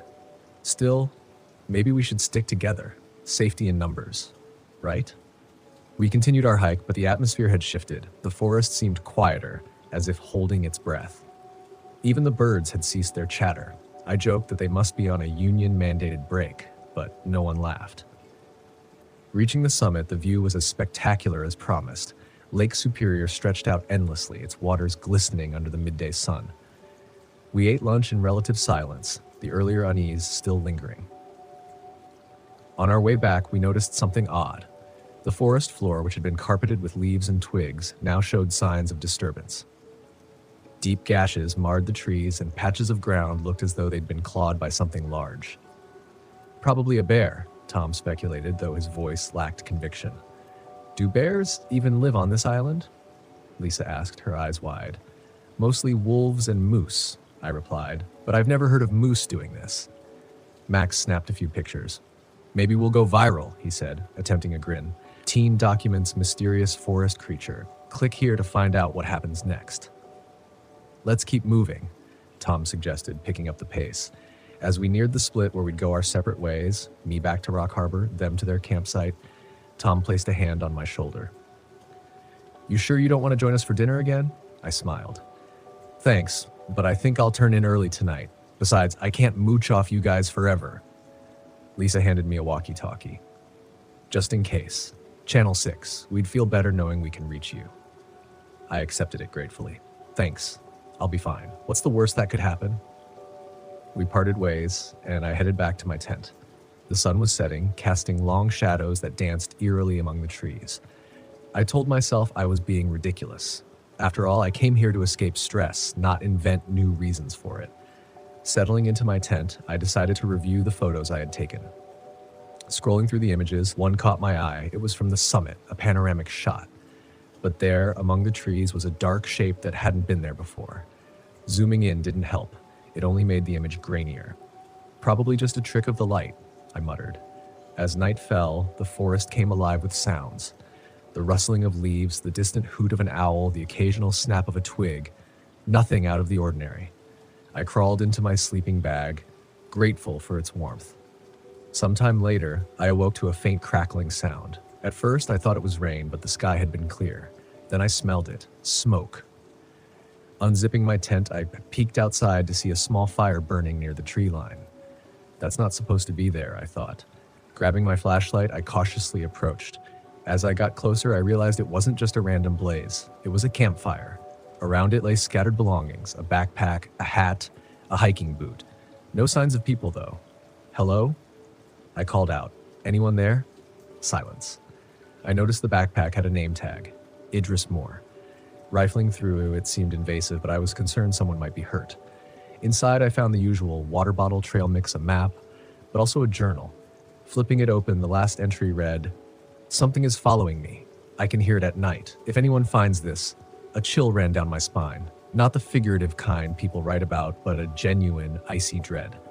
A blood-curdling scream pierced the night. I decided to head back to my tent when the radio crackled. Just then, a blood-curdling scream pierced the night, echoing through the forest. It was human, filled with terror, and abruptly cut off. I sprinted back to my campsite, hands shaking as I fumbled with the walkie-talkie. "Tom, Lisa, do you copy?" Static. "Tom? Max? Anyone?" Finally, a crackling response. "Jareth, what's going on?" I heard a scream near my camp. Found someone's gear, but no person. Something's not right. "Stay put. We're on our way," Tom replied. Minutes felt like hours as I waited. I kept the flashlight beam moving, scanning the darkness for any sign of movement. Then, in the periphery of the light, I saw it. A massive silhouette lurking between the trees. It moved with a fluidity that was unnerving for something its size. I pointed the flashlight directly at it. The creature resembled a wolf but stood upright like a human. Its fur was a mottled mix of grays and blacks. Its snout was elongated, teeth glinting as it snarled, eyes fixed on me. It let out a sound that was somewhere between a howl and a roar. My mind raced. This can't be real, I thought. Did someone spike my trail mix? Fight or flight kicked in, and flight won by a landslide. I bolted in the direction I hoped was toward Tom and Lisa. Behind me, I heard the creature crashing through the underbrush, gaining ground despite my adrenaline-fueled sprint. Ahead, I saw the beam of another flashlight. "Jareth!"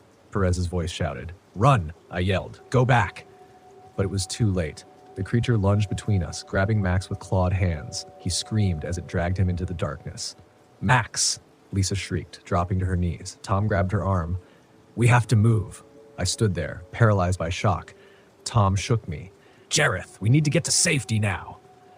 We stumbled through the forest, the creature's guttural sounds echoing behind us. Reaching a rocky outcrop, we wedged ourselves into a narrow crevice. The creature couldn't fit but clawed at the entrance, its razor-like nails scraping against the stone. Lisa was sobbing uncontrollably. Tom held her, his face a mask of despair. "We have to do something," I whispered. "And what do you suggest?" Tom snapped. "Offer it a s'more?" Despite the dire situation, a hysterical laugh bubbled up. "I always knew camping was a bad idea," I muttered. "Next time, I'm sticking to Netflix and chill." "Assuming there is a next time," Tom retorted. Hours seemed to pass as we huddled together. The creature eventually retreated, but we could hear it pacing nearby, waiting. "We can't stay here forever," Lisa whispered. "At dawn, we'll make a run for the ranger station," Tom decided. "Assuming that place is still standing," I added. Morning light filtered in, and the forest took on an almost serene appearance, betraying the horrors of the night. We cautiously emerged, every snap of a twig making us jump. The trek to the ranger station was tense but uneventful. When we arrived, the place looked as abandoned as before, but it was our only hope. Inside, we found an old radio. Tom fiddled with it. Come on, he urged. Static. Then a voice. "This is Ranger Dispatch. Identify yourself." "Help, we're at the old ranger station on Isle Royale. Something attacked us. Our friend is missing." Tom blurted out. "Stay where you are. We're dispatching a team," the voice replied. Hours passed, each minute stretching longer than the last. Suddenly, the door burst open. Not rescuers, the creature. It had tracked us. It lunged at Tom, who tried to fend it off with a rusted fire poker. "Get Lisa out of here," he shouted. I grabbed Lisa's hand, pulling her toward the back door. "We can't leave him," she protested. "We don't have a choice." As we stumbled outside, a gunshot rang out. Startled, we turned to see Tom standing over the creature, a flare gun in his hands. The beast writhed on the floor, momentarily incapacitated. "Didn't think that would actually work," Tom said, breathing heavily.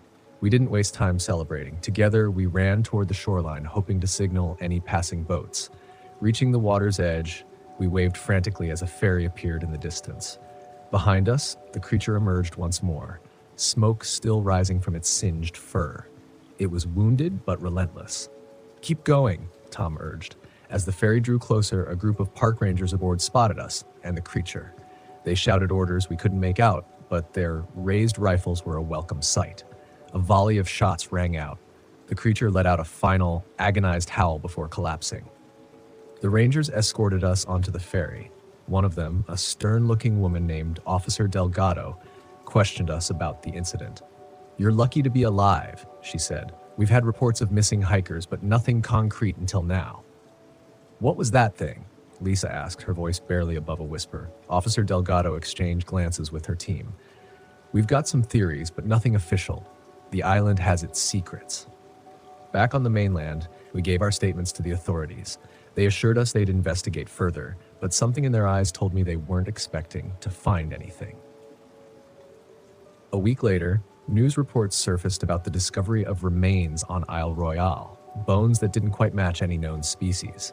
Experts were baffled, speculating everything from undiscovered wildlife to elaborate hoaxes. As for Max, he was never found. A memorial service was held, but closure remained elusive. In the end, the island was closed to the public indefinitely. Official statements cited environmental concerns, but we knew better. I returned to city life, the noise and crowds now a strange comfort. Occasionally, I'd catch myself scanning the headlines, looking for any mention of unexplained events in remote places. One day, a package arrived at my door. Inside was a journal, the same one I'd found at the abandoned camp. How it got to me, I had no idea. Attached was a note. "Thought you might want this, Officer Delgado." Flipping through the pages, I noticed new entries in handwriting that wasn't mine. They detailed sightings of creatures across various national parks, all eerily similar to what we'd encountered. It seemed the island wasn't the only place hiding secrets. I closed the journal and stared out the window at the cityscape. Maybe isolation wasn't the escape I thought it would be. The road into the Boundary Waters was a frozen ribbon through a sea of snow, the trees standing like silent sentinels under heavy blankets of ice.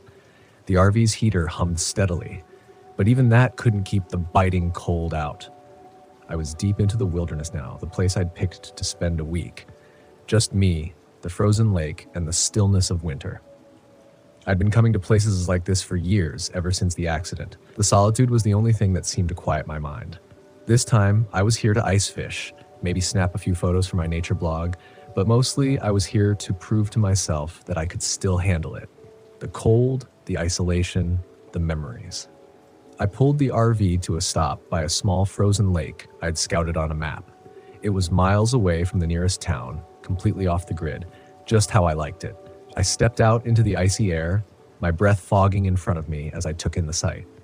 The lake was a vast white expanse, the ice thick enough to drive on, stretching out into the distance where the trees disappeared into a blur of white. Perfect. I set up camp quickly, parking the RV near the shoreline and gathering my gear for ice fishing. The cold had a way of creeping into your bones out here, but I didn't mind. I was used to it. I grabbed my auger, trudged out onto the ice, and started drilling a hole. The sound of the blade biting into the ice echoed through the stillness, sharp and harsh against the quiet of the wilderness. Then I heard it, a deep, low rumble that seemed to come from beneath the ice. I paused, the auger still in my hands, and listened. The sound came again, a low, distant vibration like the ice shifting far beneath the surface. I'd heard ice groan before.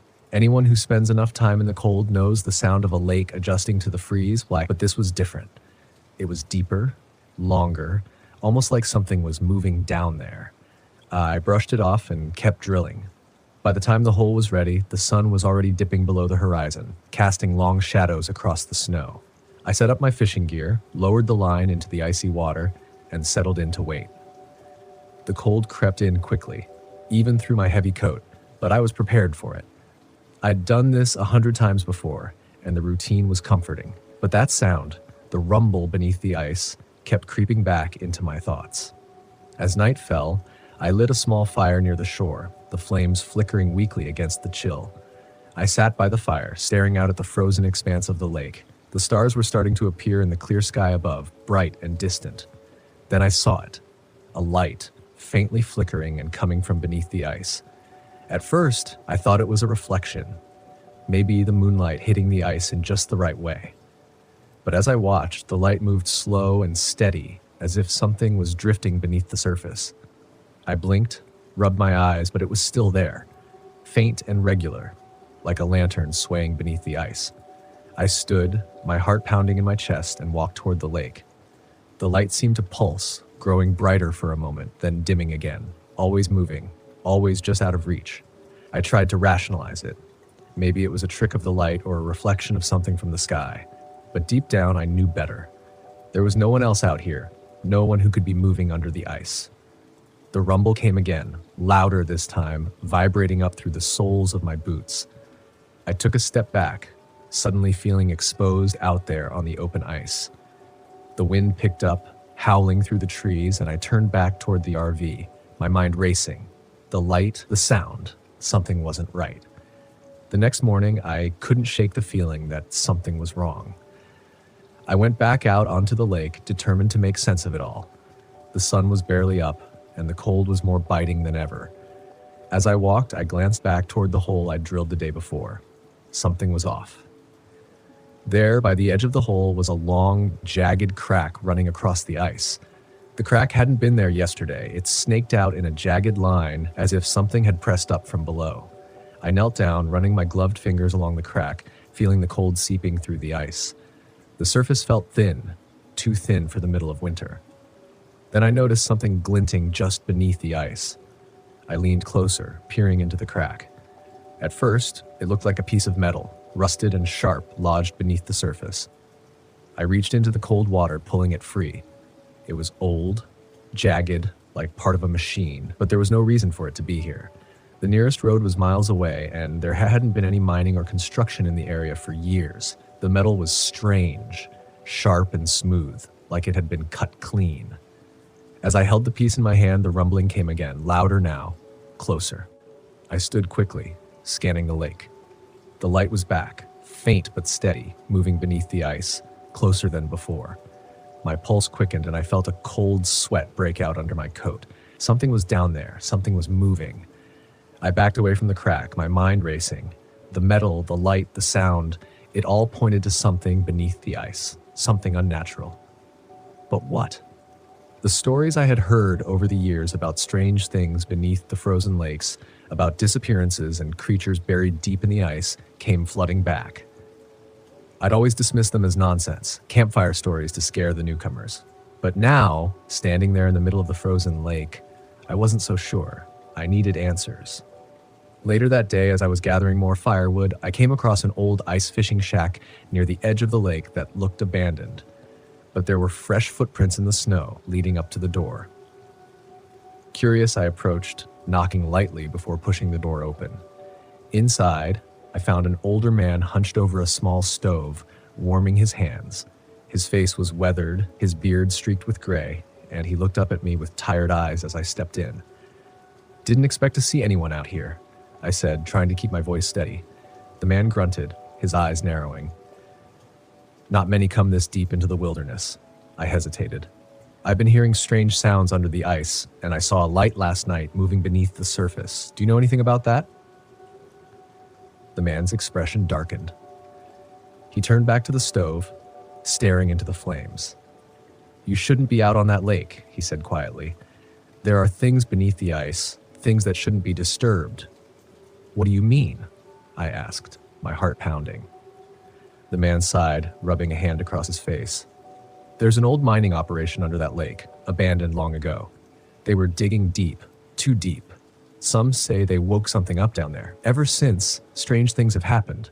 People go missing. The ice breaks when it shouldn't, and that light, it's not the only thing that moves down there." A chill ran down my spine. "What's under there?" The man shook his head. "I don't know. But I've been coming out here for years, and I've seen enough to know when something isn't right. The lake's alive. It's watching you." That night, the light beneath the ice returned, brighter than before, pulsing like a heartbeat. I watched from the RV, my breath fogging up the window as the rumbling beneath the ice grew louder, more insistent. I knew I couldn't stay. Whatever was beneath the lake, it was waking up. I packed my gear quickly, throwing everything into the RV, but as I started the engine, the ground beneath the RV began to tremble. The rumbling was almost deafening now, vibrating up through the frozen earth. I glanced out toward the lake, and my blood ran cold. The ice was cracking, long fissures spreading out from the center of the lake. And then, in the distance, the surface of the ice exploded upward, a massive shape breaking through. I only caught a glimpse, something dark and enormous, sliding beneath the ice again, disappearing as quickly as it had appeared. But it was enough. I floored the gas pedal, the RV lurching forward as I raced away from the lake, the sound of cracking ice echoing behind me. The road was a blur, my heart pounding in my chest. But even as I drove, I could still feel it, the weight of something massive beneath the surface, watching, waiting.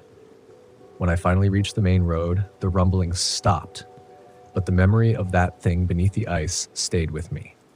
I'll never forget it, the way the light pulsed, the way the ice cracked as if it were alive. I left the boundary waters behind, but a part of me knows I'll never truly escape it. Some things should stay buried, and whatever's beneath that lake, it's not finished yet. My name is Cale Gibson. I'm 22 years old, and I swear on everything I have left that what happened in Apalachicola National Forest was real. I don't drink anymore. I can't, because every time I do, I see that thing's face grinning back at me in the dark. I drove my old RV into the forest a few years ago, thinking I needed some time alone after the divorce. I wasn't sleeping much. My hands shook if I wasn't holding a beer. My ex-wife, Lisa, said I needed help, but what I needed was space. Silence. So I packed up took a few cases of whiskey and drove out to the deepest part of Apalachicola where no one would bother me. It was bad, worse than I expected. The deeper I went, the more the trees closed in, thick moss hanging from the branches like dead fingers. I didn't see another car for miles. That's how I wanted it. Just me, the swamp, and enough liquor to make me forget why I was out there in the first place. I found a clearing near the water and parked. No cell service, no radio reception, just the sound of frogs and the occasional rustling in the brush. The air was thick, humid as hell, and the sun was already sinking. The first thing that went wrong was the RV's battery. I killed the engine, went outside to take a leak, and when I came back, the lights wouldn't turn on. No power, no reason for it either. The damn thing had been fine all the way there. I figured I'd deal with it in the morning. That night I sat by the fire, drinking, trying not to think about Lisa or the divorce or the fact that I had nowhere to go when I got back. Then the knocking started. Soft like fingertips against the metal. I turned my head slowly toward the RV. Nothing. Probably a branch, I told myself. Or an animal. I went inside, locking the door behind me. I lay down on the small cot, listening. Knock, knock, knock. I sat up, my breath caught in my throat. It was coming from the other side now, near the back window. I grabbed my flashlight and yanked open the curtain. Nothing but darkness. I shut the curtain, turned over, and tried to sleep. At some point in the night, the radio turned on. It hadn't worked in years. The damn thing was busted, fried from an old battery issue. But now it crackled with static. And through it, a song started playing. Lisa used to love that song, but the lyrics were wrong. The voice singing was off, slow, stretched, like someone mimicking a record player at half speed. I yanked the power knob. The music stopped. I didn't sleep after that. The next morning, I went outside to check the engine. That's when I saw the footprints. Not mine. They circled the RV, stopping right outside my window. Bare footprints. Too long, like the toes had been stretched out. I told myself it was some local screwing with me, someone trying to scare me off. I decided I'd had enough of that spot, so I packed up to leave. Got in the driver's seat. Turned the key. Nothing. The RV wouldn't start. I opened the hood, checked the wires. Everything looked fine, but it was like the engine was just dead. Like the damn thing had given up. I was stuck. That's when I saw the man in the trees, far off, just standing between the pines, his head tilted, watching me. I called out, but he didn't move. I took a step forward. "Hey buddy, you lost?" He took a step back, fading into the shadows. I ran toward where he had been, but by the time I got there, the trees were empty. No footprints, no broken branches, nothing. I went back to camp, locking myself in the RV, even though I knew that wouldn't do much. I spent the rest of the day trying to fix the engine, trying to find some rational explanation. Then the knocking came back, but this time it was coming from the door. I froze. Knock, knock, knock. I swallowed hard, gripping the handle of my knife. "Who's there?" Silence. Then a voice. Low. Calm. "Danny." My breath hitched. "Lisa." I backed away from the door. The handle rattled. "Danny, let me in." My hands shook. My head felt light. I hadn't spoken to Lisa in weeks. She wasn't here. She couldn't be here. I peeked out the window. She was standing there. Lisa, in the blue dress she wore the night she left me, her hair down, her lips curled in that soft little smile she used to give me when we were happy. I squeezed my eyes shut. I was hallucinating. The booze, the stress, that was all it was. When I opened my eyes, she was closer, right outside the window, smiling, too wide. Her lips curled back, revealing too many teeth. I screamed and threw myself back. The knocking stopped. I didn't open the door. I didn't sleep. The next day, I tried to hike out. No matter how far I walked, I always ended up back at the RV. By sunset, I was losing my mind. Then the park ranger showed up. He came walking down the path like nothing was wrong, clipboard in hand. "You lost, sir." I ran up to him. "Jesus, man, you gotta help me. My RV's dead." Then I saw his badge, Holloway. My last name. I stepped back. What the hell? He just smiled. You're not supposed to be here, Danny. I ran until my lungs burned, but no matter which way I went, I always ended up back at that damn RV. That night, the radio came on again. This time it wasn't music, it was a voice. Deep, laughing. You're almost ready to let go. I covered my ears. Shut up. Shut the hell up. The mirror in the RV cracked, and my own face smiled back at me. Danny, it whispered, you know why she left. I backed away, shaking. No. You were driving drunk. The air went out of my lungs. You crashed. I shook my head. No. She left me. My reflection grinned wider. She didn't leave. She never left. And then I remembered. The rain that night, the headlights spinning, the crunch of metal. I never called the cops. I passed out, woke up in the wreckage, stumbled home, convinced myself she'd just left. But she was still out there, somewhere in the swamp, buried. I fell to my knees, my head in my hands. The voice whispered in my ear, you can stay here, Danny, or you can let go. I don't know what made me do it, but I grabbed the bottle of whiskey and smashed it against the RV's floor. I lit a match. The fire spread fast. The voice screamed. The last thing I saw before I passed out, Lisa, standing in the flames, smiling. I woke up on the side of the road. My truck was there. The road was dry. The sky was clear. I drove out of that forest and never looked back. But sometimes at night, I hear the knocking. And when I look in the mirror, I see my own face, smiling back. I've never been a superstitious man. Ghosts, spirits, curses, all of it felt like nonsense. My wife, Sarah, was the opposite. She loved all that mystical, spiritual stuff. She'd go on and on about how some places had energies or how she could feel something otherworldly when we'd visit a new place. I used to tease her for it. I didn't mean anything by it. I just never took it seriously. Now, I wish I had. It's been almost a year since Sarah died. I still don't know how to talk about it. I don't talk about it, really. I just packed up the RV one day and decided to drive to get away from everything. Her voice, her smile, the way she used to look at me when I'd roll my eyes at her hippie nonsense. It was all too much to deal with, so I left. I wasn't running from her memory exactly. More like I was trying to outrun the guilt that came with it. Sarah always wanted to visit the desert, especially the Navajo Nation. She said Monument Valley was one of the most spiritual places in the world. I never took her. Work got in the way, or my cynicism did. Either way, it never happened. And now, with nothing but miles of empty road ahead of me, I found myself driving right into that part of the world. Maybe it was my way of making up for it. The landscape around me was beautiful in an eerie, desolate way. Massive red rocks rising out of the desert, mesas silhouetted against the setting sun, the kind of place that made you feel small, insignificant. I parked the RV in a remote spot off an unmarked dirt road. No other campers around, just the endless stretch of desert and the towering rock formations in the distance. It was quiet, peaceful even. I thought maybe I'd finally get a decent night's sleep. I stepped out and walked a bit around the RV, taking in the silence. The air was cool, the sky already darkening with the stars beginning to shimmer into view. Sarah would have loved it. As I sat by the small campfire I'd built, poking at the flames, I thought I heard something in the distance. A howl, maybe. Coyotes.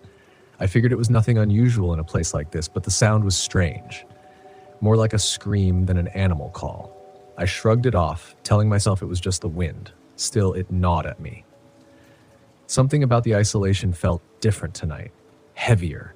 I tried to shake the feeling and headed back into the RV.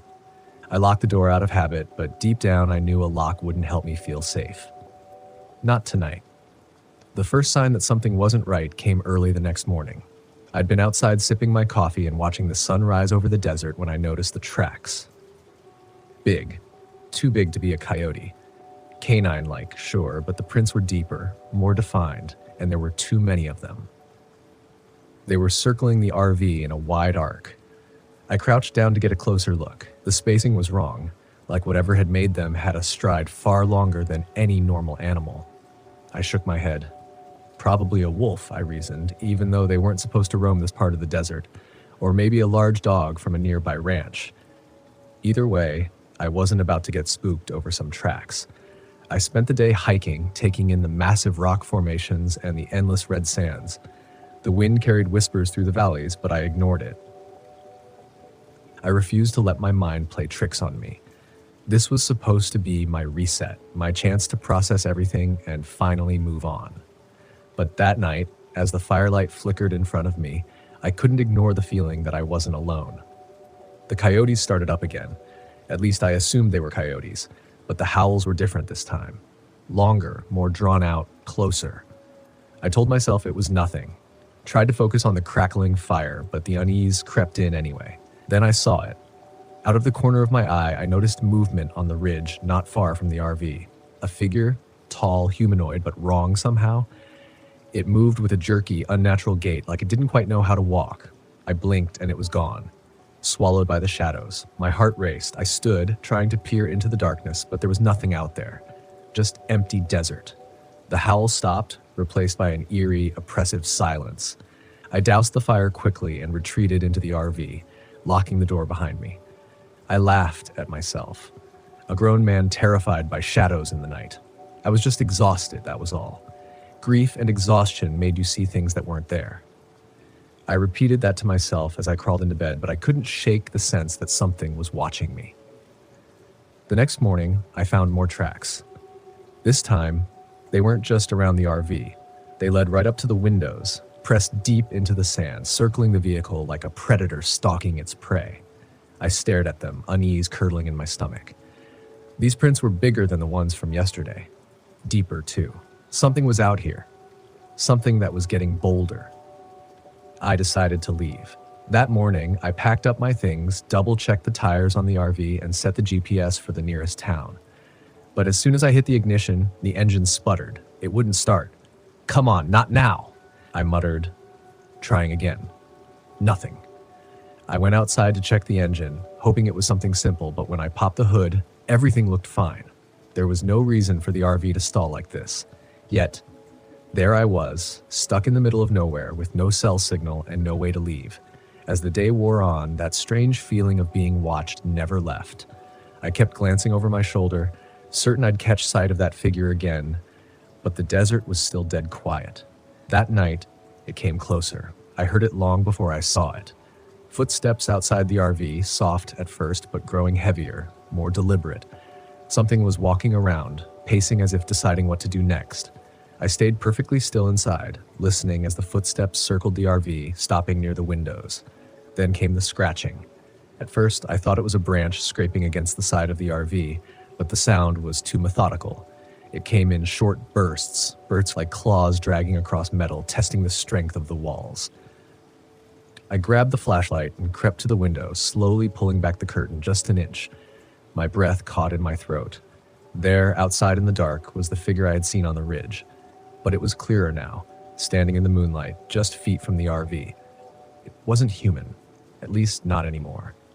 It looked like a man, but its limbs were wrong, too long, too thin. Its skin was stretched tight over its bones, and its face, it was shifting, contorting, flickering between the face of a man and that of a coyote. It stopped scratching and turned toward the window, as if it could sense me watching. Its eyes, yellow and gleaming, locked onto mine for a moment. Time seemed to freeze. Then it bared its teeth in a sickening grin. I staggered back, heart pounding in my chest, and stumbled toward the door. I had to get out. Had to run. But as soon as my hand reached for the latch, I heard it. "Mark," I froze. "Mark, it's me." The voice, it was Sarah's, soft, familiar, and filled with the love I hadn't heard in almost a year.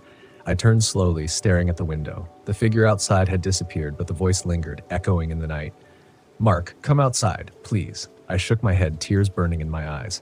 No, it couldn't be. It was impossible. Sarah was gone. She was gone.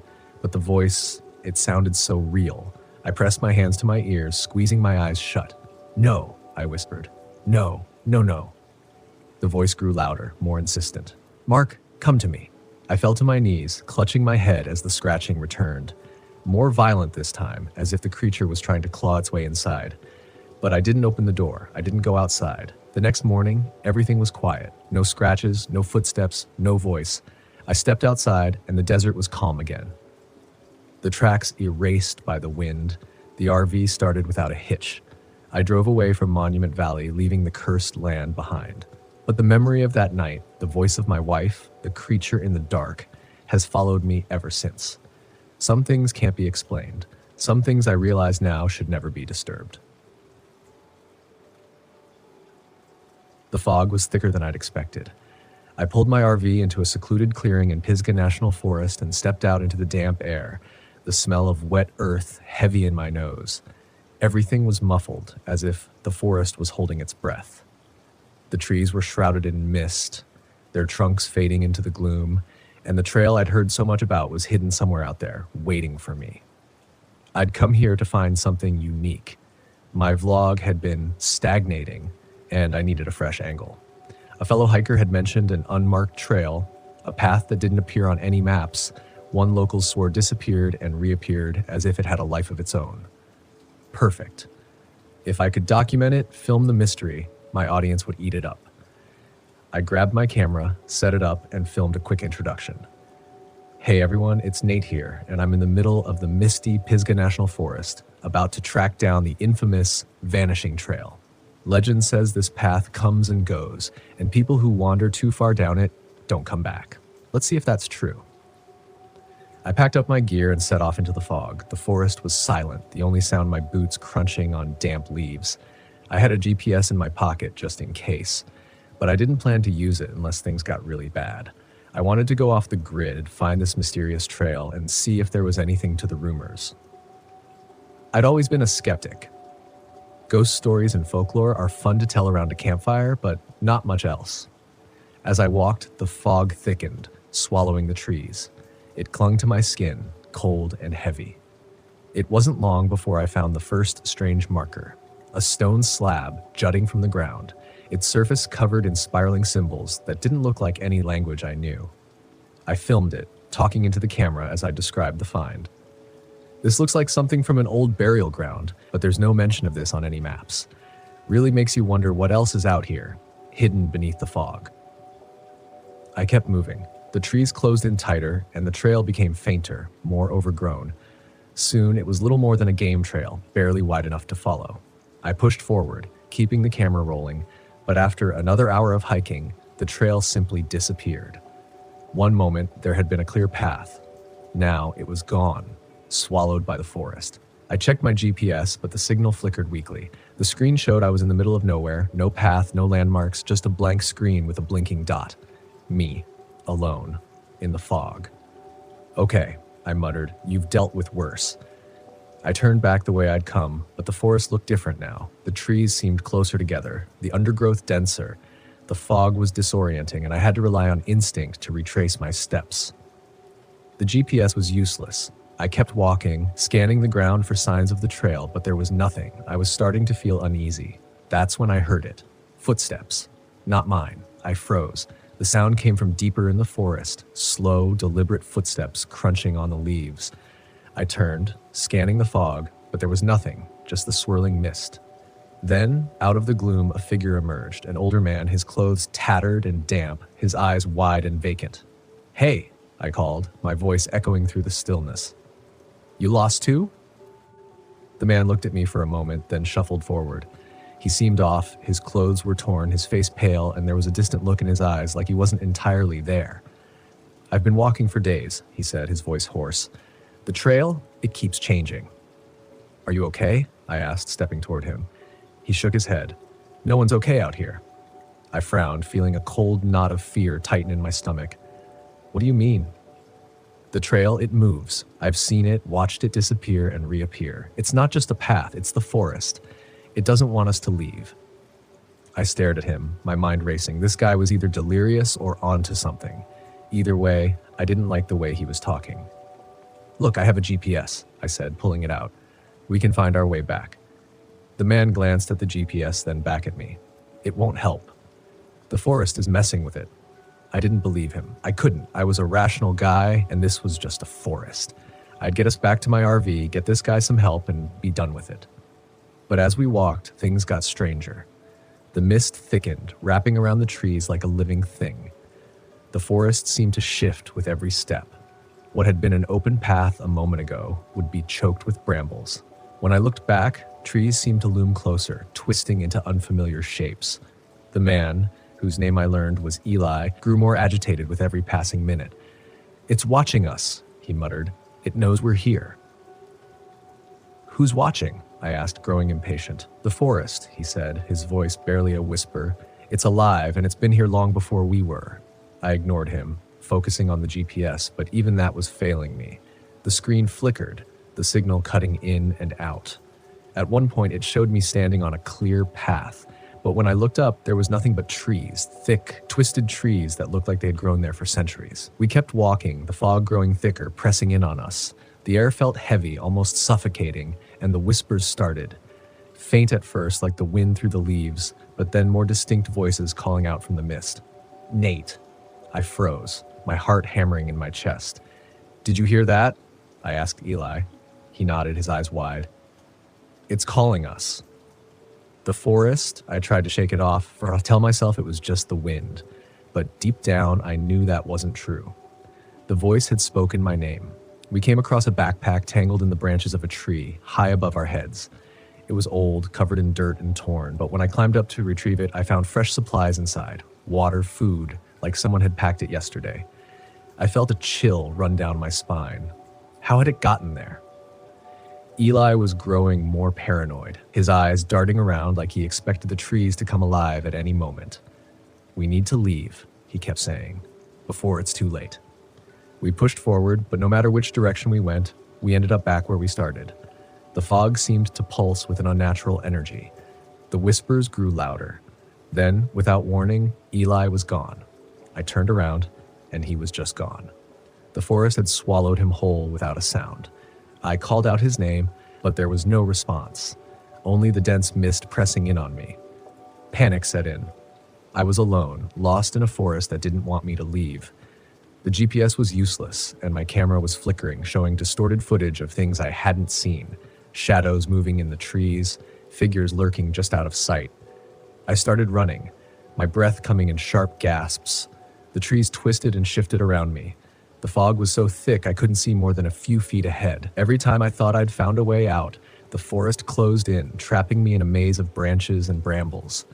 The whispers were louder now, calling my name over and over. My camera caught glimpses of movement, dark figures moving through the mist, vanishing before I could focus on them. I didn't know what was real anymore. The forest seemed to warp around me, bending reality to its will. Then, just as suddenly as it had begun, the fog broke. I stumbled out of the trees and found myself back at my RV. The mist lingered at the edge of the forest, but it didn't follow. I didn't wait. I grabbed my keys, threw my gear into the RV, and drove, my hands shaking on the wheel. I didn't stop until I was miles away, the forest a distant memory in the rearview mirror. Back home, I reviewed the footage. I expected to see the horror I'd witnessed, the proof of the vanishing trail and the strange, shifting forest. But the videos showed nothing. The trail looked normal, the mist wasn't as thick, and Eli wasn't in the footage at all. It was like he'd never existed. I tried to tell myself it had been a bad trip, that my mind had played tricks on me. But deep down, I knew the truth. The forest had let me leave, but it hadn't forgotten me, and I had a feeling it was waiting somewhere in the mist for me to return. I had been driving for hours, the Mojave Desert stretching endlessly around me, barren and vast under the relentless sun. The road was long behind me now, just an empty trail of dust leading out to nowhere. Perfect. This was exactly what I needed, a break from work, from the grind, from people. Out here, there was nothing but silence and space, no cell towers, no deadlines, no distractions. Just me and the desert. I pulled the RV to a stop near a rocky outcrop and stepped out. The air was dry and still, the kind of quiet that felt like it was pressing down on you. I took a deep breath, inhaling the warm scent of sand and stone. This was my escape. No buzzing phone, no frantic emails, just the open sky and the endless horizon. I set up camp quickly, parking the RV in the shade of the rock formation and pulling out my gear. I wanted to explore before the light faded. There was something about the desert that always fascinated me. The way the landscape shifted from harsh to beautiful in a matter of hours. But right now, I was focused on one thing: silence. After weeks of being glued to my phone and running from meeting to meeting, the thought of being completely disconnected was a relief. No cell reception out here, no GPS signal, just me and the land. As I unpacked, I heard it, a faint sound, almost too soft to notice. A rhythmic beeping. At first, I thought it was something inside the RV, maybe an alarm or a piece of equipment malfunctioning. But after a quick check of my gear, everything seemed fine. The sound persisted, though, steady and faint, like a pulse just beneath the surface. I stepped outside trying to pinpoint where it was coming from, but the desert was quiet. The only sound was the faint wind rustling through the rocks. I brushed it off, assuming it was some distant echo of the RV's systems, and finished setting up camp. As the sun began to sink below the horizon, I felt that familiar sense of calm wash over me. This was why I came here, to escape, to let my mind breathe. But that night, the beeping came back. I was sitting by the campfire watching the flames flicker against the darkening sky when the sound returned, clearer this time. It was still faint but persistent, a soft, rhythmic pulse, like something distant calling out. I stood, trying to shake off the uneasy feeling creeping up my spine. I wasn't the type to get spooked easily. Logic and reason were my tools, and they had served me well in the world of engineering. But there was something about the sound, something that felt wrong.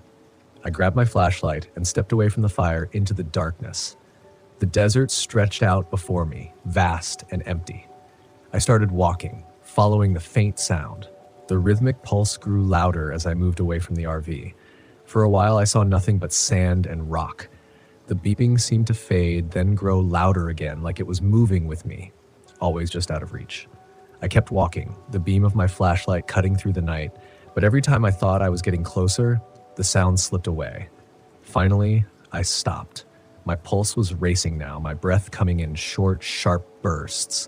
The beeping had faded again, leaving me standing alone in the middle of the desert. The silence around me was heavy, almost suffocating. I turned back toward the RV. The fire still glowed faintly in the distance as I walked. The beeping returned, faint but steady like a distant heartbeat. The next morning, the sound was gone. The desert was still quiet, as if nothing had happened. I told myself it was just my mind playing tricks on me. Isolation could do that. The vast emptiness of the desert, the absence of any familiar sounds, it could mess with your head. I decided to hike further out, hoping to clear my mind. The landscape stretched endlessly in every direction, the sun already beating down on the sand. I grabbed my gear, making sure I had plenty of water, and started walking toward a rocky ridge I had spotted in the distance. Halfway there, I saw him. A man walking toward me from the opposite direction, his figure small against the endless desert. I hadn't expected to see anyone out here. This was a remote area, far off the beaten path. As the figure grew closer, I could make out an older man, his clothes worn and dusty, his face lined and weathered from the sun. "Hey," I called out, raising a hand as we approached each other. The man nodded, his eyes distant, almost vacant. "You camping out here alone?" he asked, his voice hoarse. "Yeah, just me," I said, a little taken aback by his bluntness. "I've been walking for days," he said, his eyes scanning the horizon. "You heard it yet? The signal?" I blinked, unsure if I'd heard him right. "The signal?" He nodded, his expression grim. "You'll hear it. Once you hear it, you can't get it out of your head. I've been following it for days. It doesn't stop." A chill ran down my spine. "What are you talking about?" The man glanced around nervously, as if the desert itself was listening. "There's something out here, something that's been broadcasting for years. It gets inside your head. Starts with the beeping, then it gets louder. You'll see." I stared at him, unsure of what to say. He looked dehydrated, sunburned, like he'd been wandering the desert for days without rest. I offered him some water, but he shook his head and started walking again, heading back the way he came without another word. I stood there, watching him disappear into the distance, his words echoing in my mind. Once you hear it, it doesn't stop. That night, the beeping was louder. I couldn't ignore it anymore. The sound pulsed through the silence, steady and rhythmic, like it was coming from somewhere deep beneath the earth. I tried to sleep, but every time I closed my eyes, the sound was there, burrowing into my mind. I couldn't take it anymore. I grabbed my gear, flashlight, GPS, water, and set out into the desert. I had to find the source. I had to know what was causing the sound. The desert was pitch black, the sky filled with stars. My flashlight cut through the darkness, the beam dancing across the rocks and sand as I followed the beeping. It was louder now, almost frantic, like it was pulling me towards something. The GPS was acting strange, flickering in and out as if the signal was being disrupted. But I kept moving, my footsteps crunching in the sand. The beeping grew louder with every step. After what felt like hours, I saw it. A structure, half buried in the sand. A bunker or a weather station, long abandoned. The beeping was deafening now, emanating from somewhere inside. I hesitated, standing at the entrance of the bunker. The door was ajar, rusted and creaking in the wind. Everything in me screamed to turn back, to leave and forget about the sound. But I couldn't. The signal was pulling me in. I stepped inside. The air in the bunker was stale, suffocating. My flashlight flickered as I moved through the narrow corridor, the walls lined with rusted equipment and old, faded maps. The beeping was louder now, echoing through the metal walls, vibrating in my chest. At the end of the corridor, I found a small room. In the center, there was an old radio tower, its equipment still faintly powered by some unknown source. But that wasn't what caught my attention. On the walls were symbols, strange, intricate markings that looked like they had been carved into the metal. They spiraled outward, converging on the radio tower as if they were feeding into it. In the corner of the room, I found a journal. Its pages were yellowed and brittle. The entries were short, scrawled in frantic handwriting. They talked about the signal, how it started with the beeping, how it got louder, how it never stopped. "It gets inside your head," one entry read. "It's not just a sound. It's alive." As I read, the beeping shifted, turning into a high-pitched screech that pierced through my skull. I dropped the journal, clutching my head as the sound rattled through my brain. It wasn't just a signal, it was something more, something that had been waiting, broadcasting, pulling people in. I had to get out. I stumbled out of the bunker, the sound still ringing in my ears. The desert spun around me. I ran, my legs weak, my mind spinning. The landscape warped, the rocks and sand shifting as if the desert itself was alive, moving with the signal. When I finally made it back to the RV, I collapsed inside, my head pounding. The beeping was now a constant, dull hum in the back of my mind. I left the desert the next morning, driving as fast as I could. The beeping was still faint but persistent. I didn't look back. Even now, days later, back in the city, I can still hear it. A faint, rhythmic pulse in the back of my mind. Always there, always calling me back. The signal isn't done with me yet. That's when I saw it. On the small countertop just behind the sink, a single black feather, charred at the edge. I hadn't opened the doors. I hadn't let anything in. I didn't own anything with feathers, not even decorations. That night, I didn't sleep. I sat upright, clutching the steering wheel, waiting for the sun to rise. When it finally did, I drove again, like a man possessed, like I was trying to outrun a shadow dragging behind me. I reached Oklahoma and found a campground off a rural road, empty, open, no trees for miles, just dry grass, gravel lots, and a faded community bathroom. It wasn't beautiful, but it felt honest, nothing to hide behind. I backed into a spot near the far end and parked the van with the nose facing out. If I needed to leave quickly, I didn't want to reverse. I set up nothing. No awning, no chairs, just cracked the window and sat in silence. That's when the dreams began. Not vague, not fleeting. Lucid. The same one, night after night. I'm sitting inside the van, looking out the windshield at a dark figure in the distance. Tall, hunched, with limbs too long and a neck that crooks like it's broken. It stands at the edge of the high beams, just where the light fades, like it's waiting for me to make a choice. In the dream, I always hesitate. And in that hesitation, it steps forward. One jerky, unnatural stride at a time. And then I wake up. Every time, I am drenched in sweat, the van humid with breath, like someone else had just been inside. It wasn't sleep, it was surveillance. Something was watching me from the space between sleep and waking, a place it knew better than I did. On the fourth night at that Oklahoma lot, I woke not from a dream, but from the sound of the van door unlocking. Click.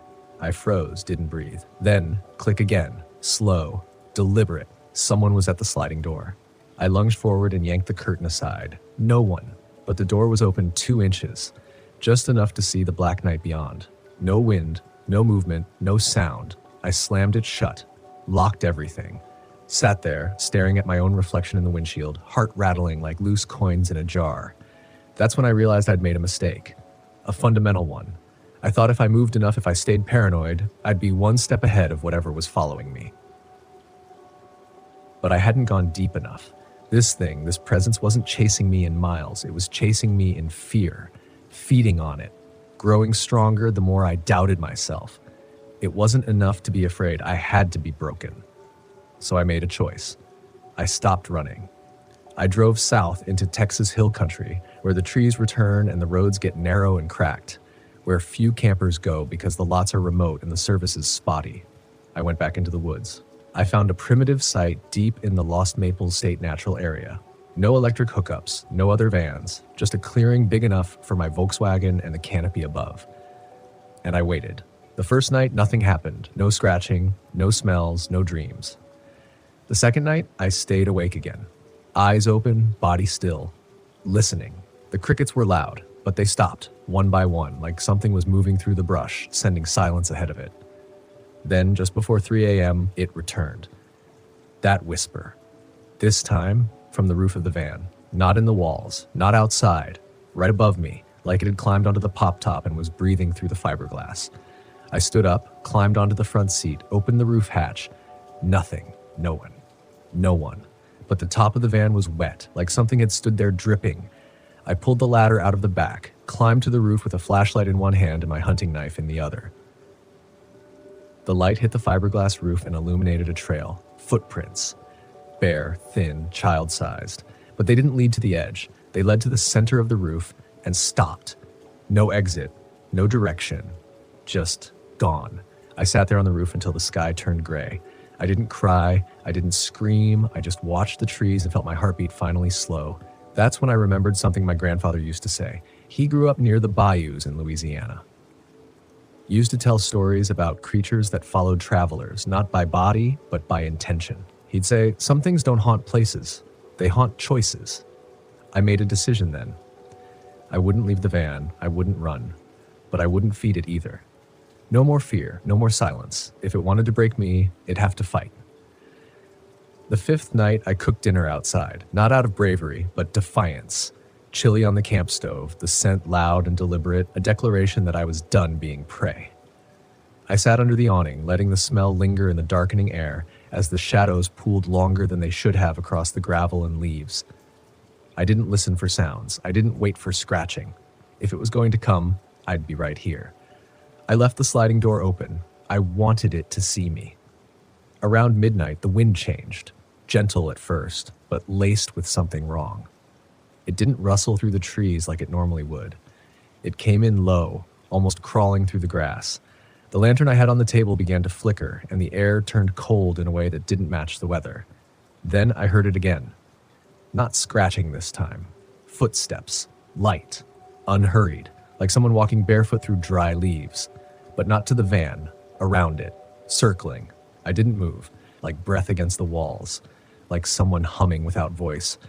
Somewhere behind the cabinets. I tore the van apart. I opened every drawer, every storage hatch. I even pulled the mattress out from the pop top and checked underneath. Nothing. But the smell was there. It hit me when I opened the bottom drawer near the water tank. Rot. Not strong, but undeniable. Like old leaves left in rain. Like something had died and dried and waited. I bleached everything. Scrubbed every corner. Still, I couldn't shake it. And worse, my dog Rocco, he wouldn't go near the van. Rocco's a lab mix, friendly, fearless, always bounding up trails like nothing could touch him. But that night, when I opened the door to let him in, he froze. Ears back, tail low. He growled, a sound I'd only heard once before when a bear came too close to camp. I called him, begged him, but he wouldn't budge. I slept in the front seat, alone. Dog on the pavement outside, curled up under a picnic table. In the middle of the night, I woke to knocking. Not on the van this time, on the neighboring trailer. Knock, knock, knock.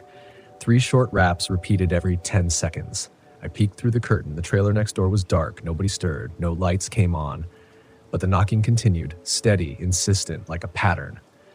I stepped outside, flashlight in hand. The night was still. Airless. Rocco growled again, low and trembling, staring not at the trailer, but behind it, toward the trees at the edge of the fence. My beam caught movement, just a flicker. Something tall, narrow, pale, gone in an instant. I backed into the van and slammed the door. The next morning, I walked to the park office to ask about the neighbors. "I think someone's playing pranks," I told the guy behind the counter. "Knocking on trailers. Just wondering if anyone else reported anything." He blinked slowly, then he said, "You're in lot 17, right?" "Yeah," he hesitated. "That lot's been empty for weeks. The trailer there's ours, used for storage. No one should be in or around it." I left that hour. I drove east. No plan. Just movement. I kept thinking that if I put enough miles behind me, whatever had followed me would get lost. But the smell stayed. The shadows inside the van shifted when I wasn't looking, and then the scratching began. Late at night, from inside the walls, light, soft, like claws on aluminum, as if something was trapped behind the paneling, something with patience. I pulled over at a rest stop outside Albuquerque, popped the paneling near the kitchen sink. There was no animal, no mice, but etched into the foam insulation was something I'll never forget. A single word, stay, written in what looked like charcoal or ash or something older. It wasn't a warning, it was a command. And that's when I finally admitted what I already knew. This wasn't a ghost story, not the kind you tell around a fire. This was something older, something that didn't want to scare me away, but draw me in. Something that liked the van, that fed on movement, on fear. Something that had lived out there in the woods near Dead Pine Hollow and hitched a ride. And I had no idea how to make it leave. I started to lose track of time after that. Days blurred into each other. I was driving without direction, sleeping only when exhaustion hit hard enough to knock me out. I wasn't camping anymore, I was hiding. And the Volkswagen, once my sanctuary, had become a moving prison. Wherever I parked, it felt like it was watching me from the corners of the cabinets, from behind the curtains, from underneath the bed. The scratching stopped being occasional. Now it was nightly, consistent, rhythmic. Worse than the noise was the sense of timing. It always started between 2 and 3 a.m., like clockwork. And the pattern wasn't random anymore. It felt calculated. I began recording the sounds on my phone, convinced I could catch something, show it to someone, but every morning the recordings were corrupted. Just static, broken files, or worse, hours of silence where I knew I'd heard the scratching. It was messing with me. I started to doubt myself. I stopped checking the map. I stopped counting states. I just moved east. Always east. Something instinctive told me to get away from the forests. The dry air, the desert, even the endless freeways, they felt safer somehow, like I was giving it less to feed on. But no matter where I went, the signs came back. One night at a pull-off near the Texas border, I smelled smoke. Not outside, not from someone else's campfire. Inside the van. I jolted upright from sleep, heart pounding, nostrils flaring. It was faint but sharp. Burnt wood, maybe plastic, with like something electrical had shorted. I grabbed my flashlight, swung it around. The pop-top was closed, the kitchenette cold, nothing glowing, nothing cooking. But when I leaned over the stove, the scent intensified. My breath was slow, controlled. Every instinct screamed at me to run, to slam the van door shut, to drive until the tank was empty. But I sat there, and I spoke, not to it, to myself. "You're not stronger than I am," I whispered. "You're only what I let you be." And the footsteps stopped, the wind vanished. Silence dropped like a hammer. I stood. Took one step forward, and that's when I saw it. Across the clearing, just beyond the edge of the firelight, where the shadows grew thick and moved like a tide. There it was. Tall, wrong. Its skin looked like bark, but it shimmered like oil. Limbs long and dragging, head cocked to the side, eyes wide but blank, like pits carved into a tree. And it was smiling. Not with lips, but with presence. A smile felt in your spine, not seen on a face. I didn't run, I walked toward it, one step, two. By the third, it began to shudder, like static in the shape of a body. Its form trembled, blurred, distorted, as if proximity was poison to it. By the fourth step, the light from my lantern touched the edge of its feet. And then, gone. No noise, no retreat, just erased like a drawing wiped clean. I stood there in the dark. The silence didn't feel heavy anymore, it felt clean.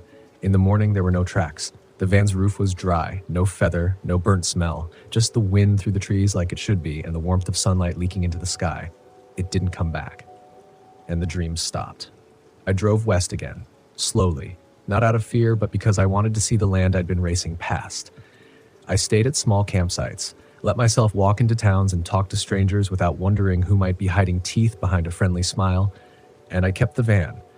I thought about selling it. I really did. But I realized something. It wasn't cursed. It wasn't haunted. It had just witnessed me in my worst moments, in my deepest fear. And still, it carried me through. This Volkswagen, my rusted, sun-worn companion, it became my mirror. It showed me the rot inside, the part of me that let doubt grow roots. And it sat with me, night after night, while I broke that part of myself open and faced what crawled out. I started writing again. Stories, letters, notes to no one. I left some at the campsites I visited, folded into bottles, tucked under rocks, scratched into the bark of old picnic tables. I didn't need to be believed. I just needed to speak. And now I speak to you. To anyone out there who's felt that presence, subtle at first, then suffocating, who's wondered if they're crazy, if it's all in their head, if the road is twisting not beneath their tires but inside their mind. Listen to me. You are not crazy. There are places in this country, remote, hidden, disguised as ordinary, that carry things we can't explain. Things that don't live in the woods or the dark but in the cracks between fear and silence. But they don't own you. They don't win unless you stop looking them in the eye. The most dangerous campground isn't marked on any map. It's not a place you can avoid with a GPS or a review site. It's the one inside you, where fear is fertile and silence is deep. I drove through that place and I made it out. Now I drive slower. I talk more. I leave my windows open and let the night air breathe through the cabin, because fear feeds in closed spaces. But healing, real grounded healing, needs movement, air, and truth. So wherever you camp next, listen carefully, not just to the woods, but to yourself. If something doesn't feel right, don't rationalize it away. Don't wait until it scratches at the walls of your sanity. Speak it, face it, and drive toward it, not away, because you might just find the version of yourself that refuses to break. That's the real journey, not the miles, not the parks, but the choice to come back from something dark and still love the road anyway. Still trust the engine, the wheels, and the quiet of a campfire after fear has burned itself out. I still sleep in my Volkswagen. I still park in strange places, but I don't hide anymore. Not from the things outside me. And definitely not from what used to live inside. It started with a sound I couldn't name. Not an animal, not a person. Not the usual creak of old trees settling into the mountain wind or the rhythmic tapping of pine needles against the Volkswagen roof. This sound, it didn't fit. And the moment it came, soft, breathy, distant, I knew I had made a mistake coming here. They say RV camping is freedom. And for the most part, they're right. You can chase the stars across open desert skies, fall asleep to the lull of rivers, wake to frost-kissed sunrises, and never answer to a soul. But there's another side, one you only see if you camp long enough, deep enough, one that doesn't show up in glossy YouTube thumbnails or Instagram reels. I found that side in northern Arizona, near the edge of the Mogollon Rim, a place so quiet it felt like the land itself had forgotten how to speak. My name's Darren, 39 years old, solo traveler. I'd been on the road 6 months in my rebuilt '82 Volkswagen Westfalia. Beige body, tan pop top, worn curtains I'd sewn myself. She was my pride, my moving home. And that spring, I thought I had seen it all. I'd navigated tight forest roads in Oregon, dodged flash floods in Utah, and hunkered down in blizzards in Montana, but nothing prepared me for the campsite they called Dead Pine Hollow. It wasn't on any official BLM map. I heard about it from an older couple I met outside a gas station in Payson. They said they used to stay there every spring, back when it was a ranger-monitored site. But now it was unofficial, left to the wild. Still the most peaceful sleep I've ever had, the woman told me. You just gotta ignore the noises. The forest is old. It remembers things. I should have taken that as a warning. It took me 3 hours to get there, up winding roads that lost their pavement 2 turns in. The last mile, I had to idle the van in first gear, crawling over gravel and narrow ridges where any wrong turn would send me into the pines below. But when I reached the clearing, I couldn't help but exhale in awe. Tall ponderosa pines stretched like cathedral pillars, their bark stained black from old lightning strikes. The ground was dry, scattered with rust-colored needles. In the center was an old, overgrown fire ring, stones sunken into soil, moss-covered. No sign of other campers, no cell signal, no drone of distant highways, just silence. And that's what I craved. I parked the van just off center, cracked the windows, popped the top, and set up my fold-out table. As the sun dipped, I made a small fire, heated a can of chili, and let myself believe for just a moment that I'd found a forgotten slice of paradise. But then the sound came again, just past midnight. It started as a tap. 1, 2, 3, like knuckles against glass. I sat up fast, heart in my throat, listening. Nothing. Maybe a pine cone, I told myself. A branch falling. Wind. I lay back down. Tap. Tap. Pause. Tap. I froze. That rhythm wasn't random. I reached for my flashlight and eased the sliding door open. The forest greeted me with stillness like a held breath. I scanned the area around the van. Nothing. Just trees and the pale shimmer of moonlight breaking through their tops. But when I turned back, I saw it. A handprint. Pressed faintly against the rear window. Too high for a child. Too small for a man. I walked back to the van with my breath caught in my chest. I touched the glass. It was still warm from the day's sun. The print was smeared slightly, like whoever made it had dragged their hand downward. There were no other prints. No footprints in the pine needles. Nothing to explain it. I locked the van doors and kept the flashlight on for the rest of the night. But the tapping never returned. In the morning, I convinced myself it had been there all along. Maybe I'd missed it the night before. Maybe it was old. From another camper. From weeks ago. I knew better. But I lied to myself because that's what you do when you're alone. When there's no one to confirm the things you see. I stayed another day, trying to shake the unease. Hiked a mile up the hill to get a view of the valley below. It was stunning. Rolling green hills, birds in slow arcs overhead, not a single man-made thing in sight. And yet, I felt watched. That old primal feeling. Not fear exactly, but that awareness. That heaviness at the back of the skull. Like someone was just behind you, breathing soft. I walked back faster than I hiked in. That night, I didn't light a fire. I kept the van dark. I didn't want to draw attention. I even shut the curtains tight and stuffed a towel along the bottom of the door where the draft got in. Around 2 a.m., the knocking came again. This time, not a tap. Louder, slower. 4 knocks, each one deliberate, against the side panel by the back tire. I didn't move. I didn't breathe. And then I heard it. Footsteps. Not on leaves. On the roof. Something was walking on the pop-top. I grabbed the flashlight, flipped it on, and yanked open the back door in one motion. I pointed the beam straight up. Nothing, but the footsteps stopped, like whatever had been up there simply disappeared. I didn't sleep. I sat in the front seat until sunrise, engine off, clutching my flashlight like a weapon. And when the light came, I climbed up to check the roof.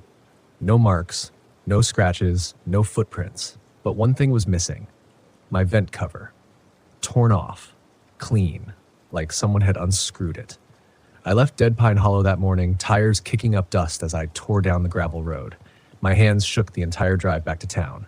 But the weirdest part, when I stopped for gas 2 days later in a small town east of the canyon, I struck up a conversation with the cashier. She saw my van and asked how long I'd been on the road. Couple months, I told her. Camped up at the old Dead Pine Hollow a few nights ago. Her face paled. You're lucky, she said, voice low. 2 boys went missing up there last year. Locals say there's something wrong with that forest. What do you mean wrong? She hesitated. You ever hear of the Stoneman? I hadn't.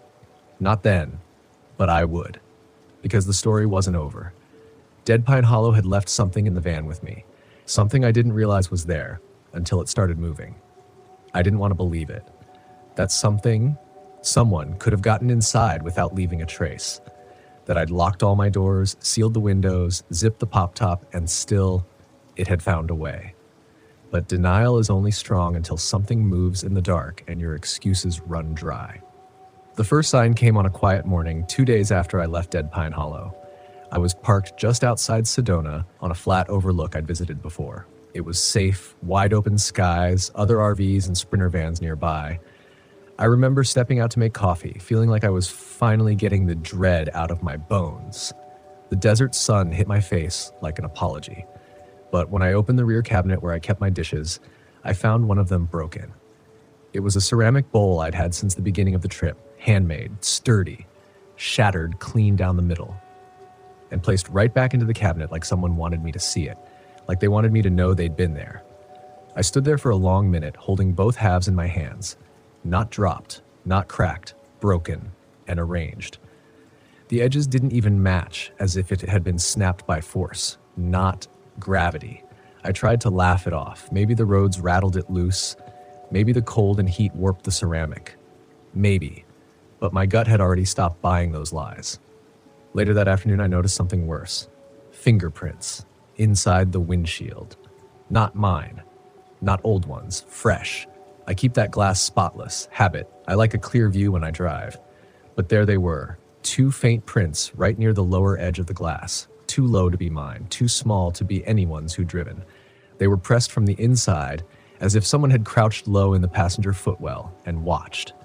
The panic didn't hit right away. It was more like a crawl. A slow cold that rose up my spine while I stood staring through the glass, my breath catching. I backed away, trying to convince myself it was dirt, dust, some weird smudge I'd missed. But when I reached in with a paper towel, they didn't wipe away. They didn't fade. They just smeared. That night, I drove further than I had in weeks, through sunset, through dark, past turnouts I would normally settle into for the night. My knuckles went white on the steering wheel, my eyes scanning every car behind me. I needed a place that wasn't alone, somewhere noisy, somewhere bright. I ended up at a commercial RV park just off Route 66 near Winslow. It was tacky, faded neon signs, gravel lots crammed together, chain link fence sagging on one side, but I didn't care. I needed electricity, cameras, people. I paid for 2 nights in cash. No questions. I didn't want my name written down anywhere.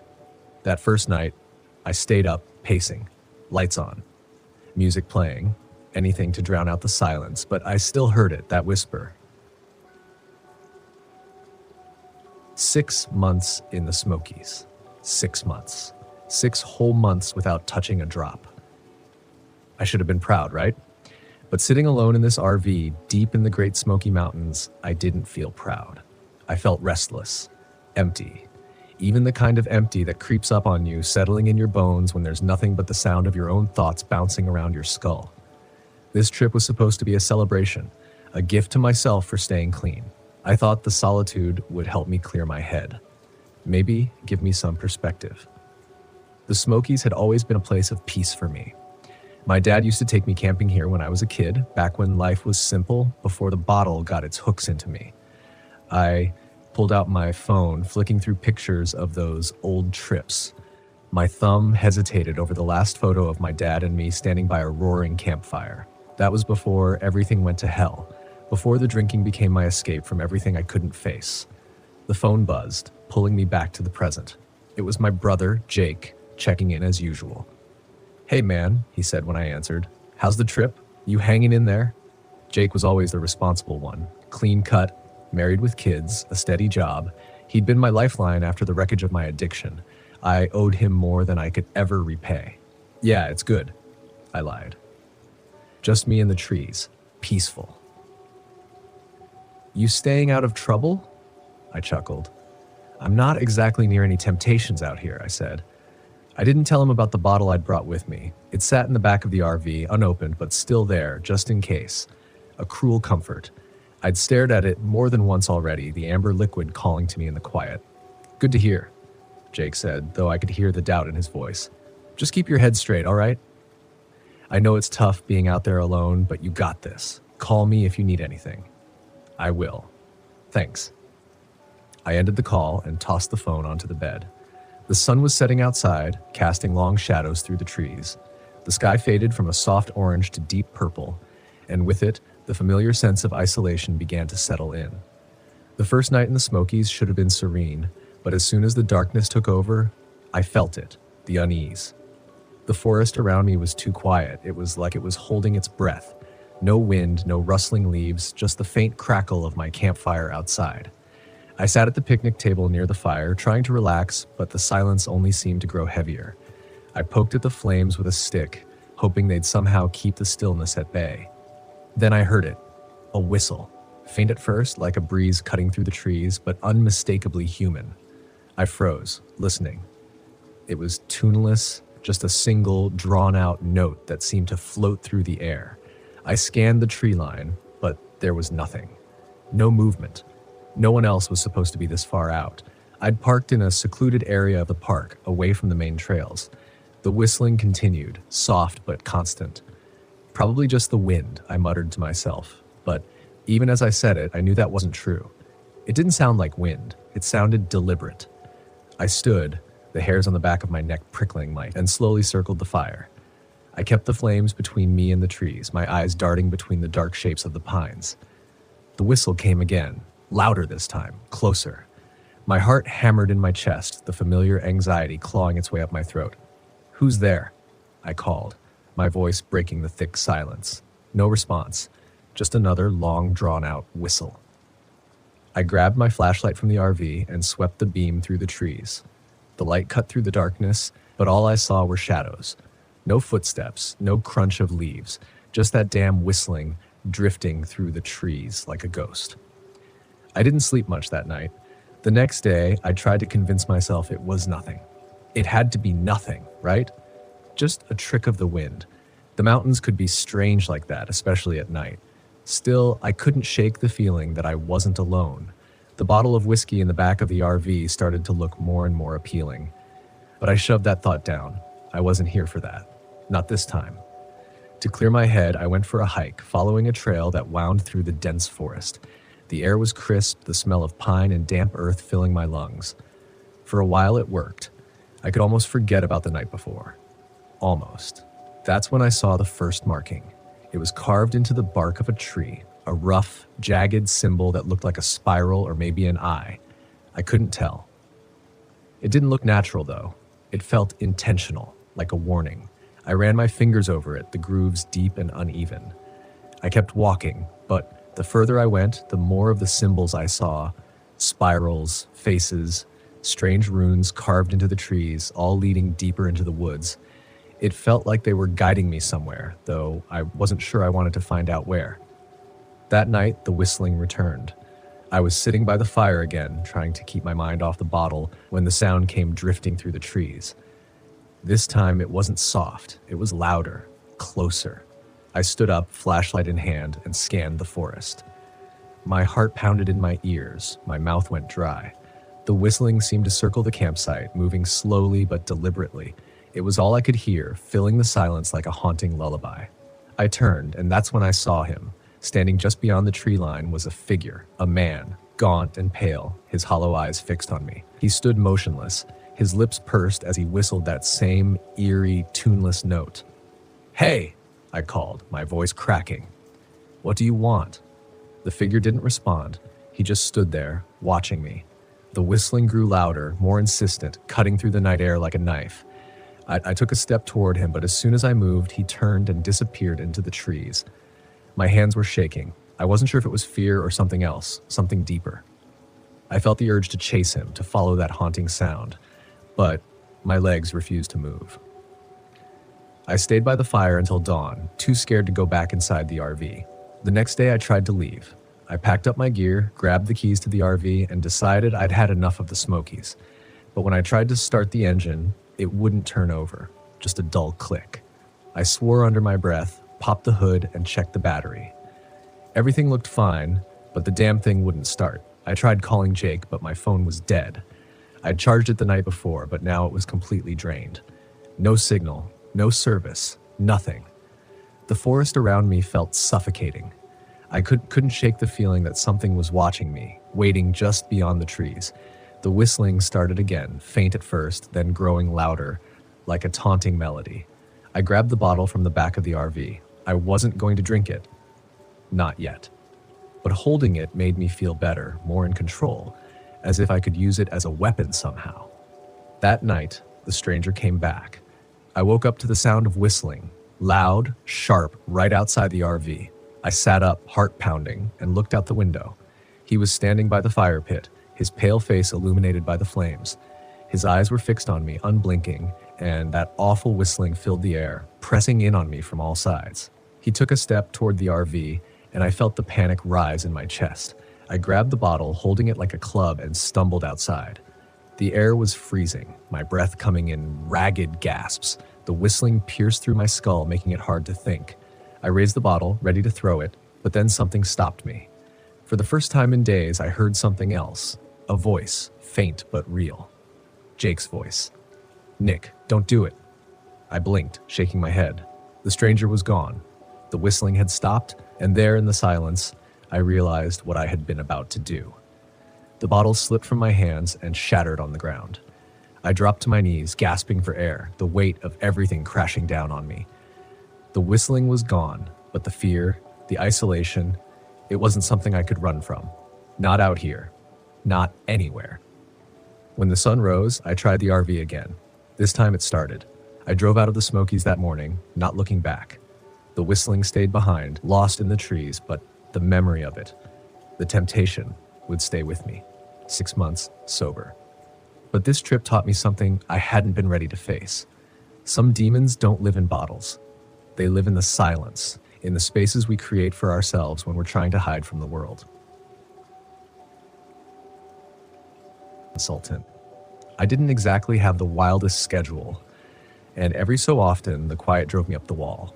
So I packed up, got my RV loaded with snacks, fishing gear, and a couple of mystery novels, and set off, aiming to unwind, eat some terrible campfire meals, and maybe catch a fish or two if I was lucky. The Ouachita stretches for miles, and you can drive for hours without seeing another soul, perfect for a guy who needs some isolation therapy. I found a spot nestled between tall, unbothered pines and parked. It was far enough off any main trail to make it feel like I was in my own little slice of wilderness heaven, yet close enough that if I twisted my ankle or ran out of supplies, it wouldn't be a total disaster. The first night was peaceful, just the sound of crickets and the occasional rustling. I even caught myself chuckling at how silly it was to be so jittery at the slightest forest sound. By the next afternoon, I'd already fallen into the calm of the place. After grilling up some truly unfortunate hamburgers, I decided to take a hike to stretch my legs and maybe scout for a better fishing spot along the creek. I'd barely made it 100 yards from my RV when I noticed something strange, a dead rabbit hanging from a tree just a few feet off the trail. Now, I'm no stranger to odd sights in the woods, but this was different. The rabbit's body was stiff, dangling by what looked like a homemade snare, some kind of rough twine twisted around its neck. Maybe someone local had been out trapping and just left it there by mistake, I thought, trying to brush off the odd feeling settling in my gut. But as I walked back toward my RV, I noticed 2 more animals, small birds this time, hung from branches in a similar way, like little macabre decorations. The strange thing was, there wasn't a hint of decay. They couldn't have been hanging there for more than a few hours. Suddenly, my peaceful camping trip felt less like a retreat, and more like I'd stumbled onto something I wasn't meant to see. I picked up my pace back to the RV, thinking it might be best to move spots, maybe a little closer to a trailhead. But as soon as I got back to my site, I saw something else. Footprints. Bare human footprints. They trailed around my RV, leading up to the door and looping back around toward the tree line. My first thought was maybe some prankster kids were trying to mess with me, but the prints were large, much too big for kids, and they were fresh. I could still see the damp impressions in the forest floor. The quiet was different now. It felt like the whole forest had gone dead silent, and every little crackle of a branch felt amplified. I climbed into the RV, closed the door, and locked it, for all the good it would do. I sat down, trying to decide what to do next. My phone had no reception out here, so calling for help wasn't an option. I figured I'd sleep with one eye open, maybe head back out in the morning. The night was tense. I heard what I thought were branches snapping nearby, footsteps shuffling around my RV. Every time I turned off the interior lights to look outside, I saw nothing, just darkness pressing against the windows. Around midnight, I heard a soft scraping sound against the side of the RV, like someone dragging their hand across the metal. I grabbed the closest thing I had to a weapon, a fishing knife, and sat there waiting, barely breathing. The scraping sound moved, circling the RV, slow and deliberate. Then it stopped, and everything went quiet. By dawn, I was exhausted, running on nothing but stale coffee and nerves. I stepped outside, hoping daylight might make me feel less paranoid, but I quickly noticed something that sent a chill up my spine. The footprints were back, fresh, leading directly to my RV door and back to the tree line, where they disappeared into the brush. I was done. I decided right then to pack up and head out. I was only halfway through loading everything back into the RV when I heard it, a low, strained voice from somewhere in the trees. Leaving already? I froze. my heart pounding so hard I thought it might actually burst.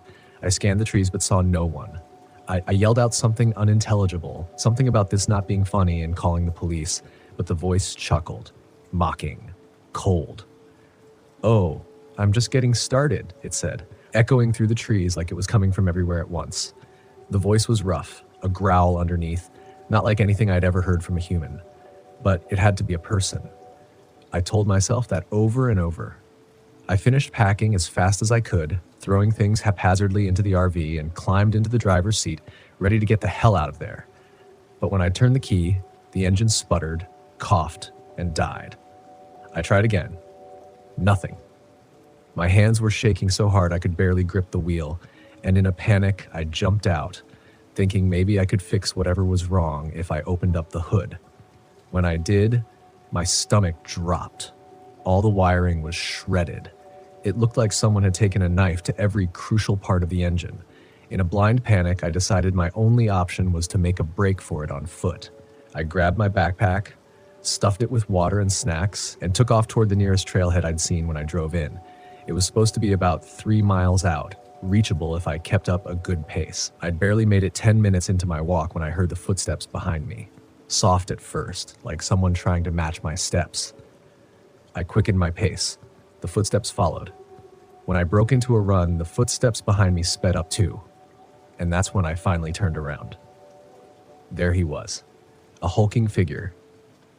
Close enough now that I could make out the twisted grin on his face, teeth bared in a half smile that didn't reach his cold, sunken eyes. His hair was long, tangled, hanging over his shoulders like a matted mane, and he wore clothes so ragged they barely clung to his body.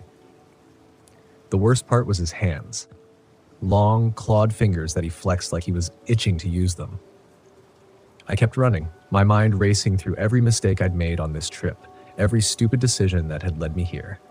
I could hear him gaining on me, the heavy sound of his boots pounding the ground.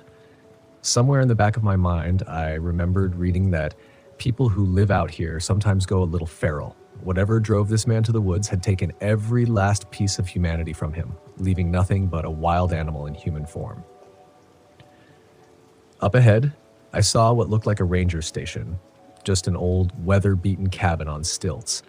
It was a long shot, but if I could get inside and lock the door, maybe I'd have a chance. I pushed myself harder, lungs burning, and made it to the cabin, throwing myself up the steps and slamming the door behind me. I wasn't safe yet, and I knew it. I bolted it shut, every nerve in my body firing as I pressed my back against the wood, trying to catch my breath. Outside, I could hear his footsteps slowing, then stopping. A shadow fell over the window, and then I heard it again. That voice. Low, mocking. "You can't hide from me. Not out here." He pressed his face to the window, his grin widening, those teeth glinting in the dull morning light.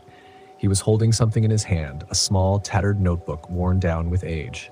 He opened it, and that's when I saw the names written inside, each one crossed out, followed by a crude sketch of the forest, a line leading to a little X. My name was the last one on the list. I felt something shift inside me, a primal surge of fight or flight that almost drove me to open the door and charge him head on. Instead, I grabbed the first thing I saw, a rusted fire poker by the cabin's old stove, and held it out like a weapon. The man laughed, a harsh, guttural sound that bounced off the trees outside. "You're not the first," he sneered, "but you're the last. Today, anyway." He backed up a few steps as if giving me a head start, and I took the opportunity to scan the cabin. There was an old radio on the counter, and I scrambled over, twisting the knobs, praying for even the faintest signal. Static crackled, and then, miraculously, a voice came through, muffled but there. "This is Ranger Station 14. Do you copy?" "Yes," I shouted, breathless. "Please, I'm in trouble. There's someone."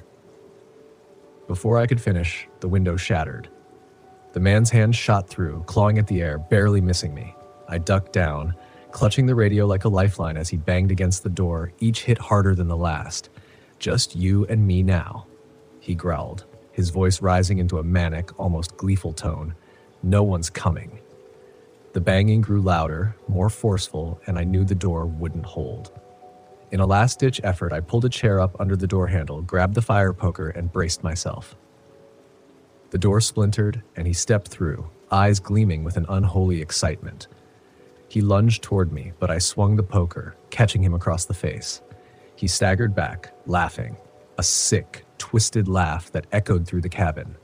Blood dripped from a gash on his cheek, and he wiped it away, smearing it like war paint across his face. I charged, swinging the poker again, and this time it hit hard enough that he dropped to one knee.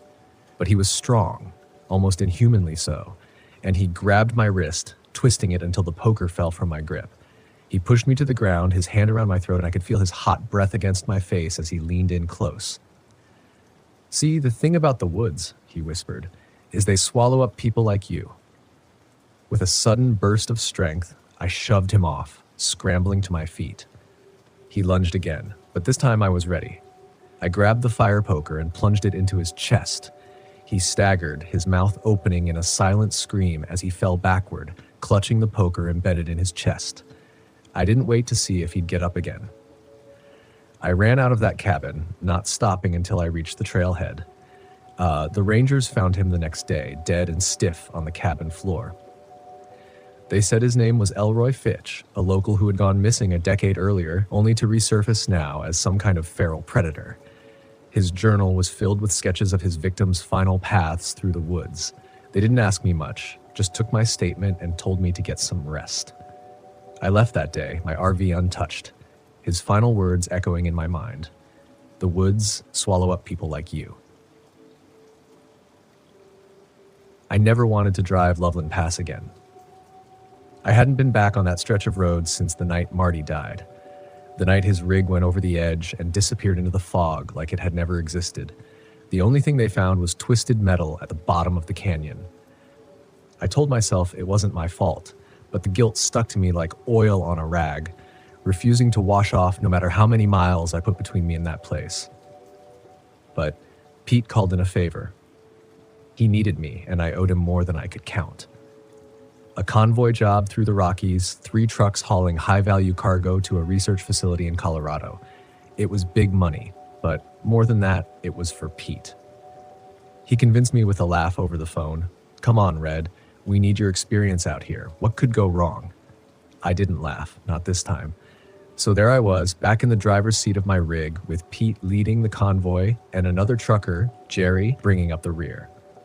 The snow-capped peaks of the Rockies loomed ahead as we started our ascent through Loveland Pass. The winding road snaked around the mountains, a narrow, dangerous route where one wrong move could send you tumbling into nothingness. The memories hit hard as soon as we passed the first switchback, the same stretch where Marty had lost control. I gripped the wheel tighter, feeling the familiar weight of regret in my chest. I'd spent years avoiding convoys, always driving solo. The ghosts from that night hadn't let me forget, and now I was back, like I was inviting them to haunt me all over again.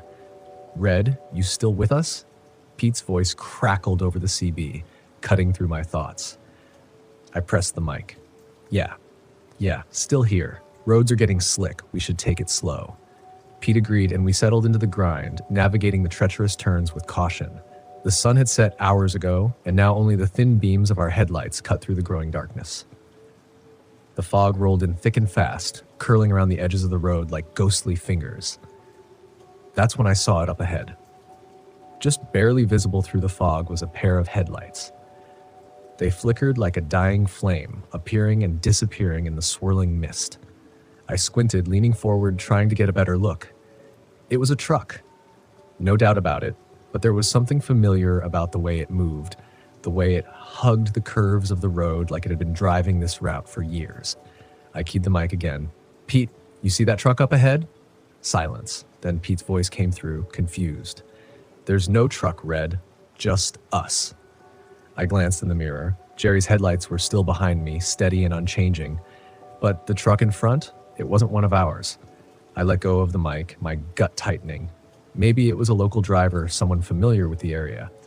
But as I watched it more closely, I knew that wasn't right. The truck was old, real old, the kind of rig you didn't see much on the road anymore. And then it hit me, hard and fast. The paint job, the faded red stripe down the side, the same color as the one Marty had on his rig.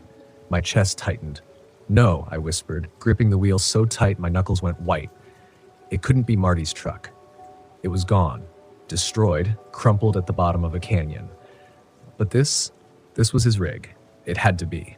The headlights flickered again, and then the truck was gone, swallowed by the fog like it had never been there. "Red, you good back there?" Pete's voice crackled through again. I didn't respond right away. My pulse was racing, my hands slick with sweat. I glanced around, looking for any sign of the truck, but the road was empty. "Yeah," I said finally, my voice shaky. "Just seeing things." But I wasn't seeing things, not this time.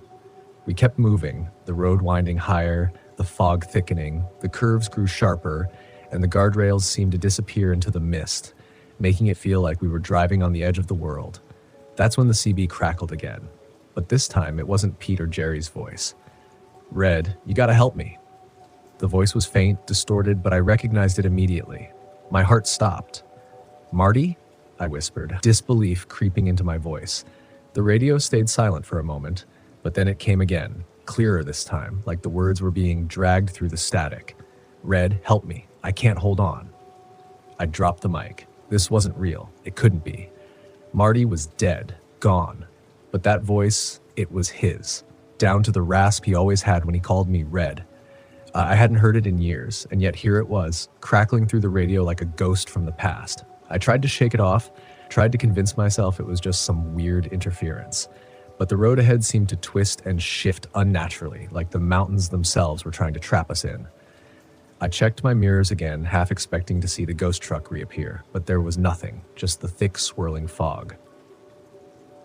"Pete, something's not right," I said into the mic, trying to keep my voice steady. "We should stop. Let the fog clear." "Negative, Red. We've got a tight schedule. Keep moving." His response was sharp, almost panicked. Pete wasn't the type to scare easily, but I could hear the tension in his voice.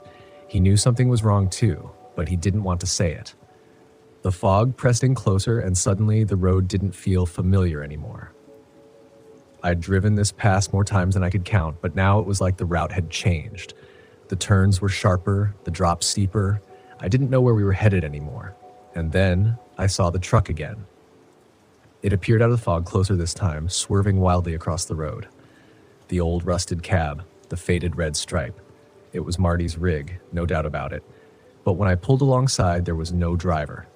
The cab was empty, the windows fogged over from the inside. My stomach lurched. I slammed the brakes, swerving to avoid the ghost truck, but it vanished into the mist as quickly as it had come.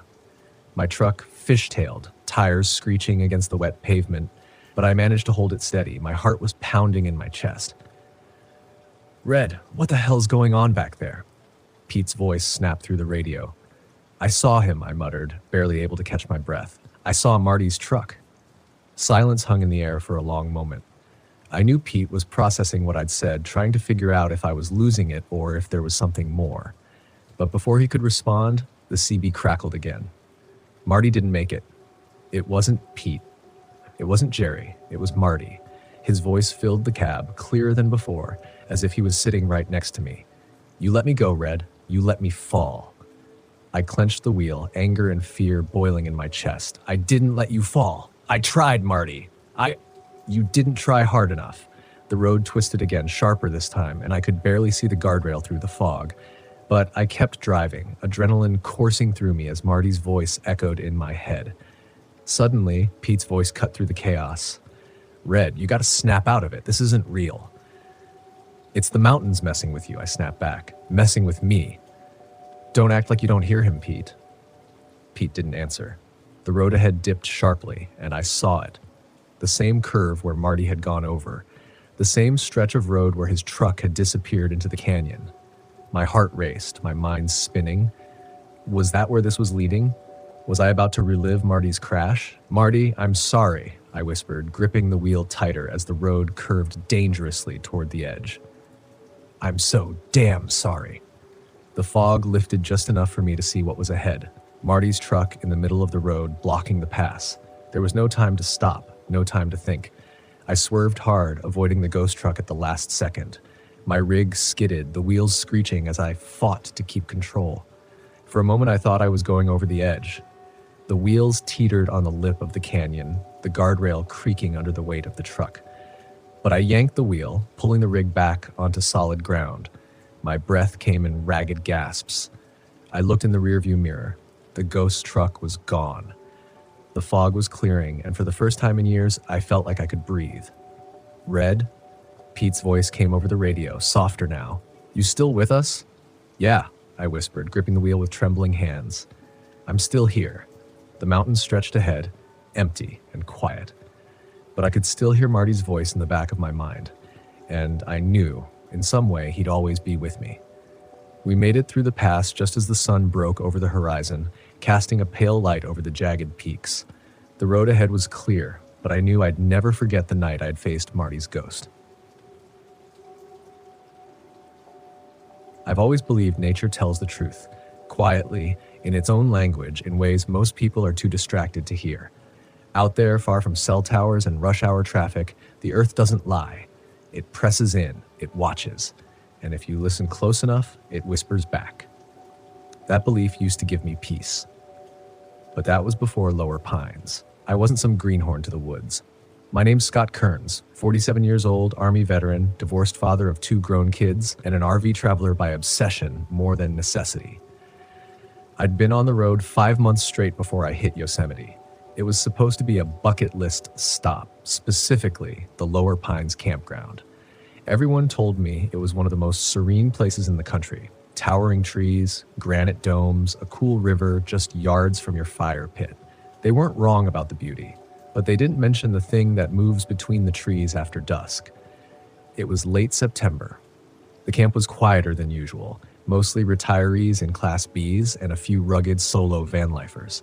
I parked my 26-foot Jayco at site number 42, nestled between 2 towering ponderosa pines with a perfect view of the Merced River.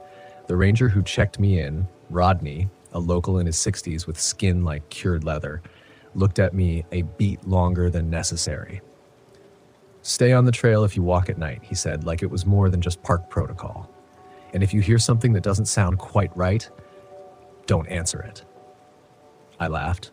He didn't. That first night was peaceful. Stars so thick overhead they looked painted on. I grilled a ribeye, had a cold beer, read a few chapters of Blood Meridian, and dozed off with the river murmuring just beyond the open window. But around 3 a.m., I woke up to a sound I couldn't immediately place, like branches snapping, slowly and deliberately. I've camped in bear country before. I know the difference between a raccoon rummaging and something bigger testing your perimeter.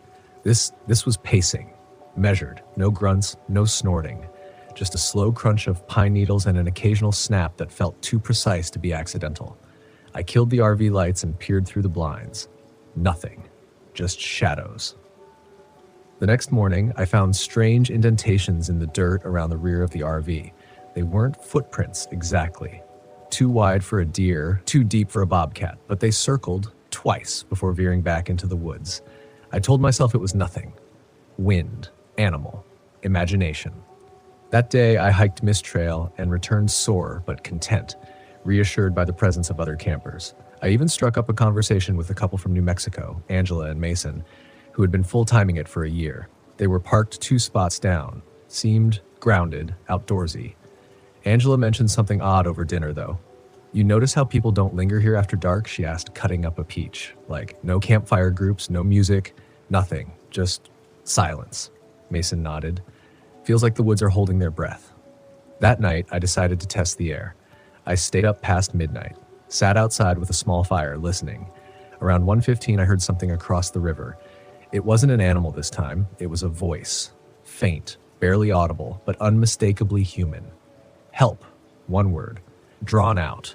Hollow, like it had traveled too far to be clear. At first, I thought it was a joke, a prank from some late-night hiker. But it came again. Help, please. It wasn't getting closer. It stayed at the same volume, same distance, repeating exactly the same every 15 seconds or so. No rustling, no motion.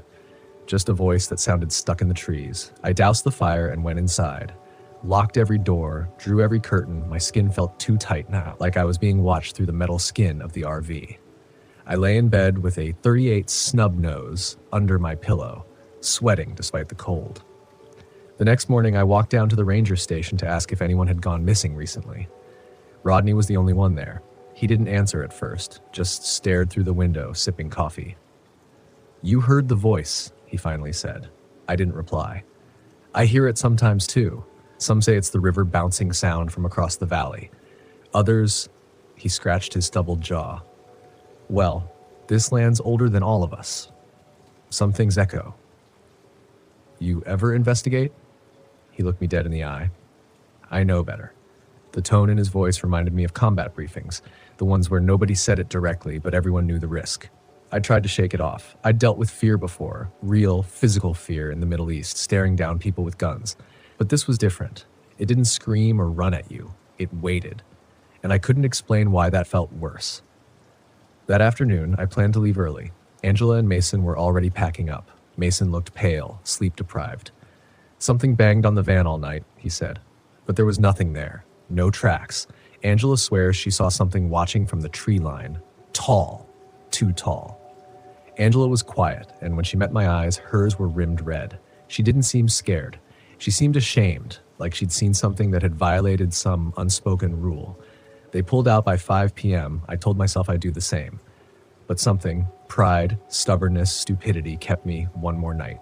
I wanted to face it, whatever it was. I thought maybe, just maybe, there was nothing really there.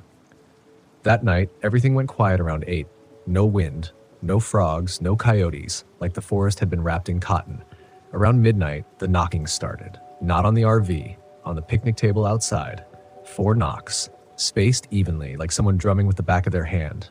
Then silence, then 3 more. Then silence again. I froze. It didn't stop, just went on like that. 4, pause, 3, pause, like a code. I turned off the interior lights and peeked through the blinds. Nothing. Then I noticed the motion sensor light at the rear corner of the lot flick on. And that's when I saw it. Just a silhouette. Tall, motionless, right at the tree line, not bear-shaped, not deer-shaped, man-shaped, but too tall. Shoulders too broad, like someone wearing an old fur coat that hung too heavy on the limbs. It didn't move. Just stood there, staring straight at the RV. And then it moved a single step back into the woods. The knocking stopped. I didn't sleep that night. I was out of there by dawn. Didn't even make coffee. I'd slept maybe 30 minutes, if you could call it that. I remember gripping the wheel so hard I couldn't feel my fingers as I pulled out of lower pines. The trees looked different in the morning light. Less majestic, more skeletal. That peaceful beauty everyone bragged about, it felt like a mask. But I didn't go far. I parked at a turnout near Glacier Point Road, maybe 25 minutes from camp. I told myself I just needed rest, a better vantage, some clarity. But the truth was, I didn't want to go too far. Something in me still needed answers. I sat in that overlook lot for hours, engine off, watching hikers come and go. Their smiles irritated me. None of them looked afraid.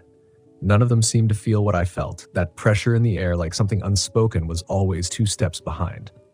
I tried calling a buddy of mine who works search and rescue down in Kings Canyon, just to talk, to validate. He didn't pick up. I didn't leave a message. Around 3 p.m., a minivan pulled in beside me. Family of 4, dad, mom, 2 kids, couldn't be older than 10. They were headed into Lower Pines for the weekend. I almost rolled my window down.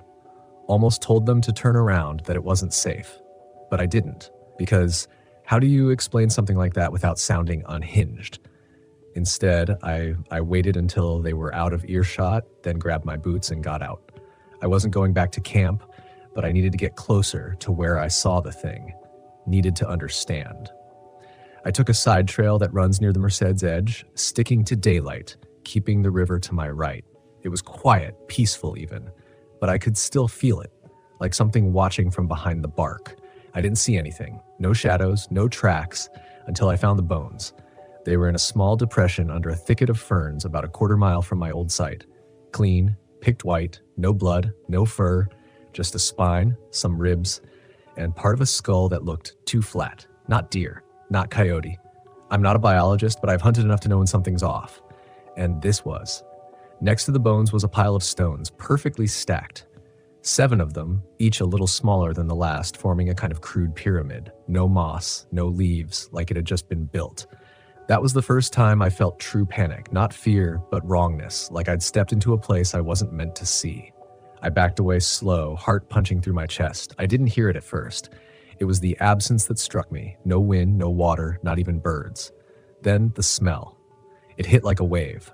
Rot, mildew, wet stone, but not like roadkill or stagnant air.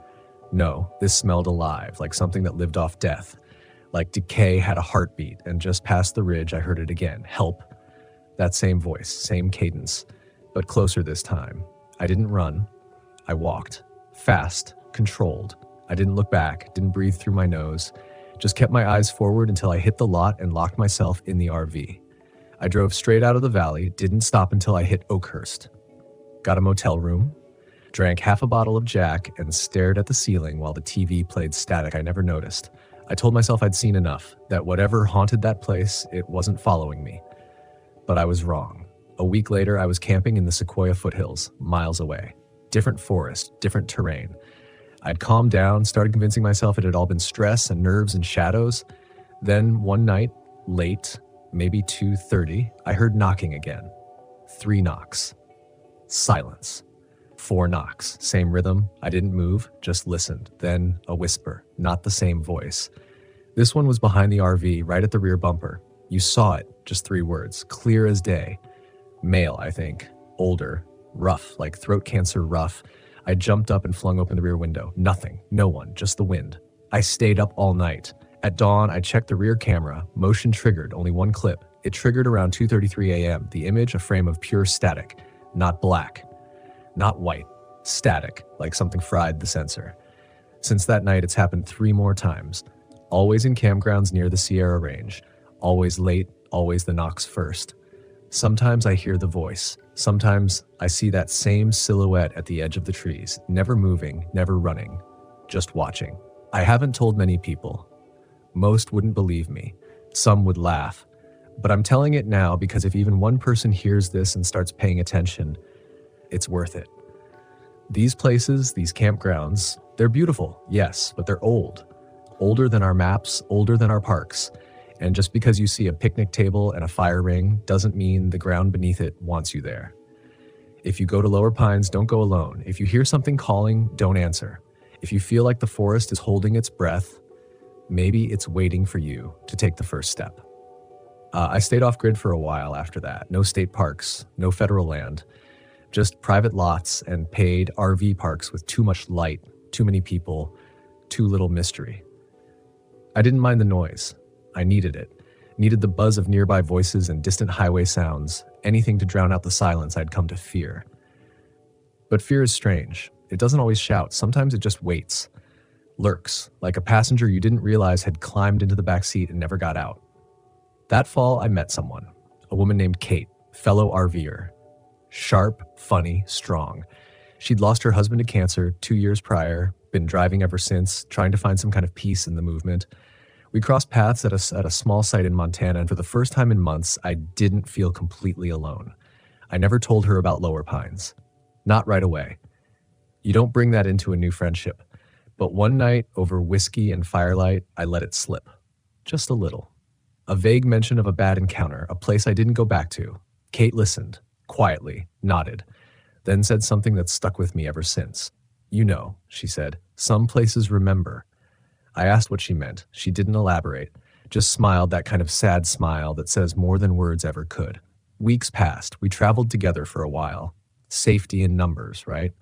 But one night, we were parked near Mono Lake, just the 2 of us. I woke up to a sound I hadn't heard in months. 3 knocks. Silence. 4 knocks.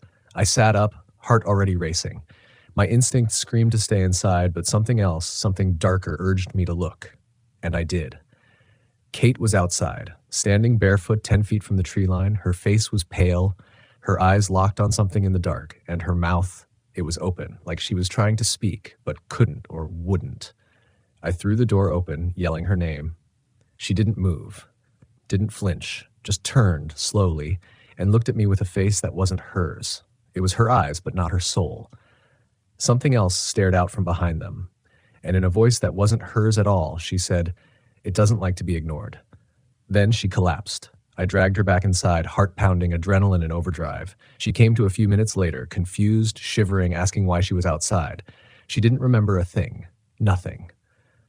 Not the knocks, not the walk, not the words. We left that morning. We haven't camped near a forest since. And here's the thing. I don't think this is just about Lower Pines anymore.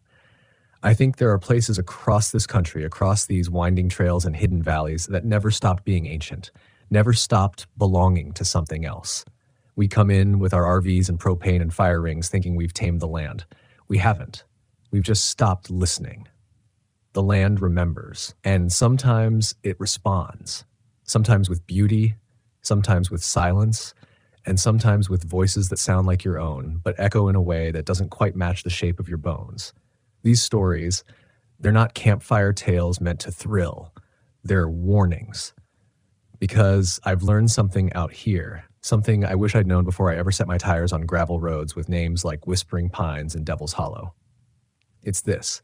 When the forest goes quiet, it's not resting, it's watching. When you feel like something's missing in the air, not sound, not light, just something, it's not your imagination. It's the shift, the crossing over point. And once you feel it, once it knows you felt it, there's no going back to before. You can leave the campground, you can move states, you can sell your RV, burn sage, hang crosses, switch religions, but it'll find you. Because it's not a place, it's a presence, and it follows those who notice. I don't say this to scare you off the road. I'm still out here, still moving, still breathing this air with awe and caution. But I pay attention now to shadows that fall wrong, to voices that don't belong, to dreams that linger long after waking. I've learned to park near people, to never camp the same place twice, to avoid valleys that feel too still. And above all, I've learned to trust the fear. It's not weakness, it's a compass. And when it points, even if your rational mind says stay, your instinct already knows the truth. Get out, because what waits in the woods doesn't need your belief. It only needs your attention. So if you hear knocking in the night, don't answer. If a voice calls out from the trees, don't speak back. And if you wake up and something inside you says run, don't question it. Just drive. I pulled the RV off the narrow, dusty road and into the shadow of Dead Man's Gulch. The engine sputtered to a stop, and for a moment, I sat there in silence, staring out at the barren valley stretching before me. The Ruby Mountains loomed in the distance, jagged and dark against the fading light. This was exactly what I wanted. Isolation, quiet, and a place where the world couldn't find me. The RV had become my escape after Laura died. I could roam wherever I wanted, park wherever I pleased, and it felt like a kind of freedom. But now, sitting here in the middle of nowhere, I couldn't shake the feeling that I wasn't alone. The place had a weight to it, like the air was thick with something unseen, something waiting. I climbed out of the RV and stretched, the dry desert air biting at my skin as the temperature dropped with the setting sun. Dead Man's Gulch was as desolate as it sounded. I had read about it in a ghost stories book I found at a thrift store, some legend about miners who disappeared back in the late 1800s. They supposedly saw shadowy figures in the valley at night before the earth collapsed and swallowed them whole. I didn't believe in ghosts, cryptids, or any of the nonsense locals spouted about this place. I just wanted to be alone, away from the pitying glances and endless condolences. No one understood how grief gnawed at you, hollowing you out until nothing was left.